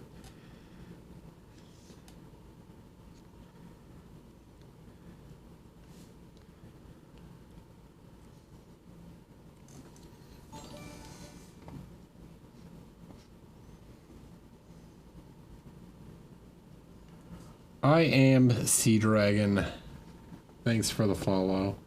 Let's look up what Fisty McFistface is. Fisty in Spanish. It's just that's feisty. I don't think Fisty is gonna have a. Okay, yeah, we can't use that one.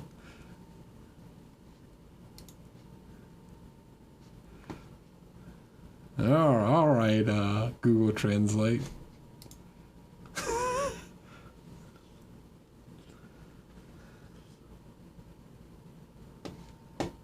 Wow, we're getting lively in here.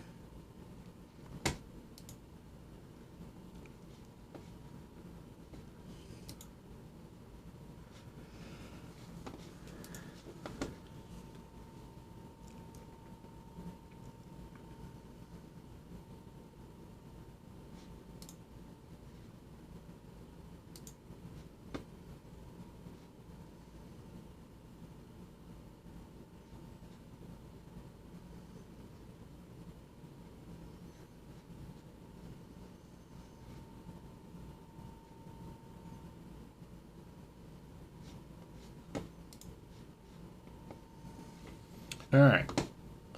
Well, I'm going to turn off the stream. Or I'm going to turn off the YouTube. Bye, YouTube. Thanks for watching me talk about the things we normally talk about on stream, which is a whole bunch of nothing, and then maybe you got some little insight here and there. So, see you on the next one.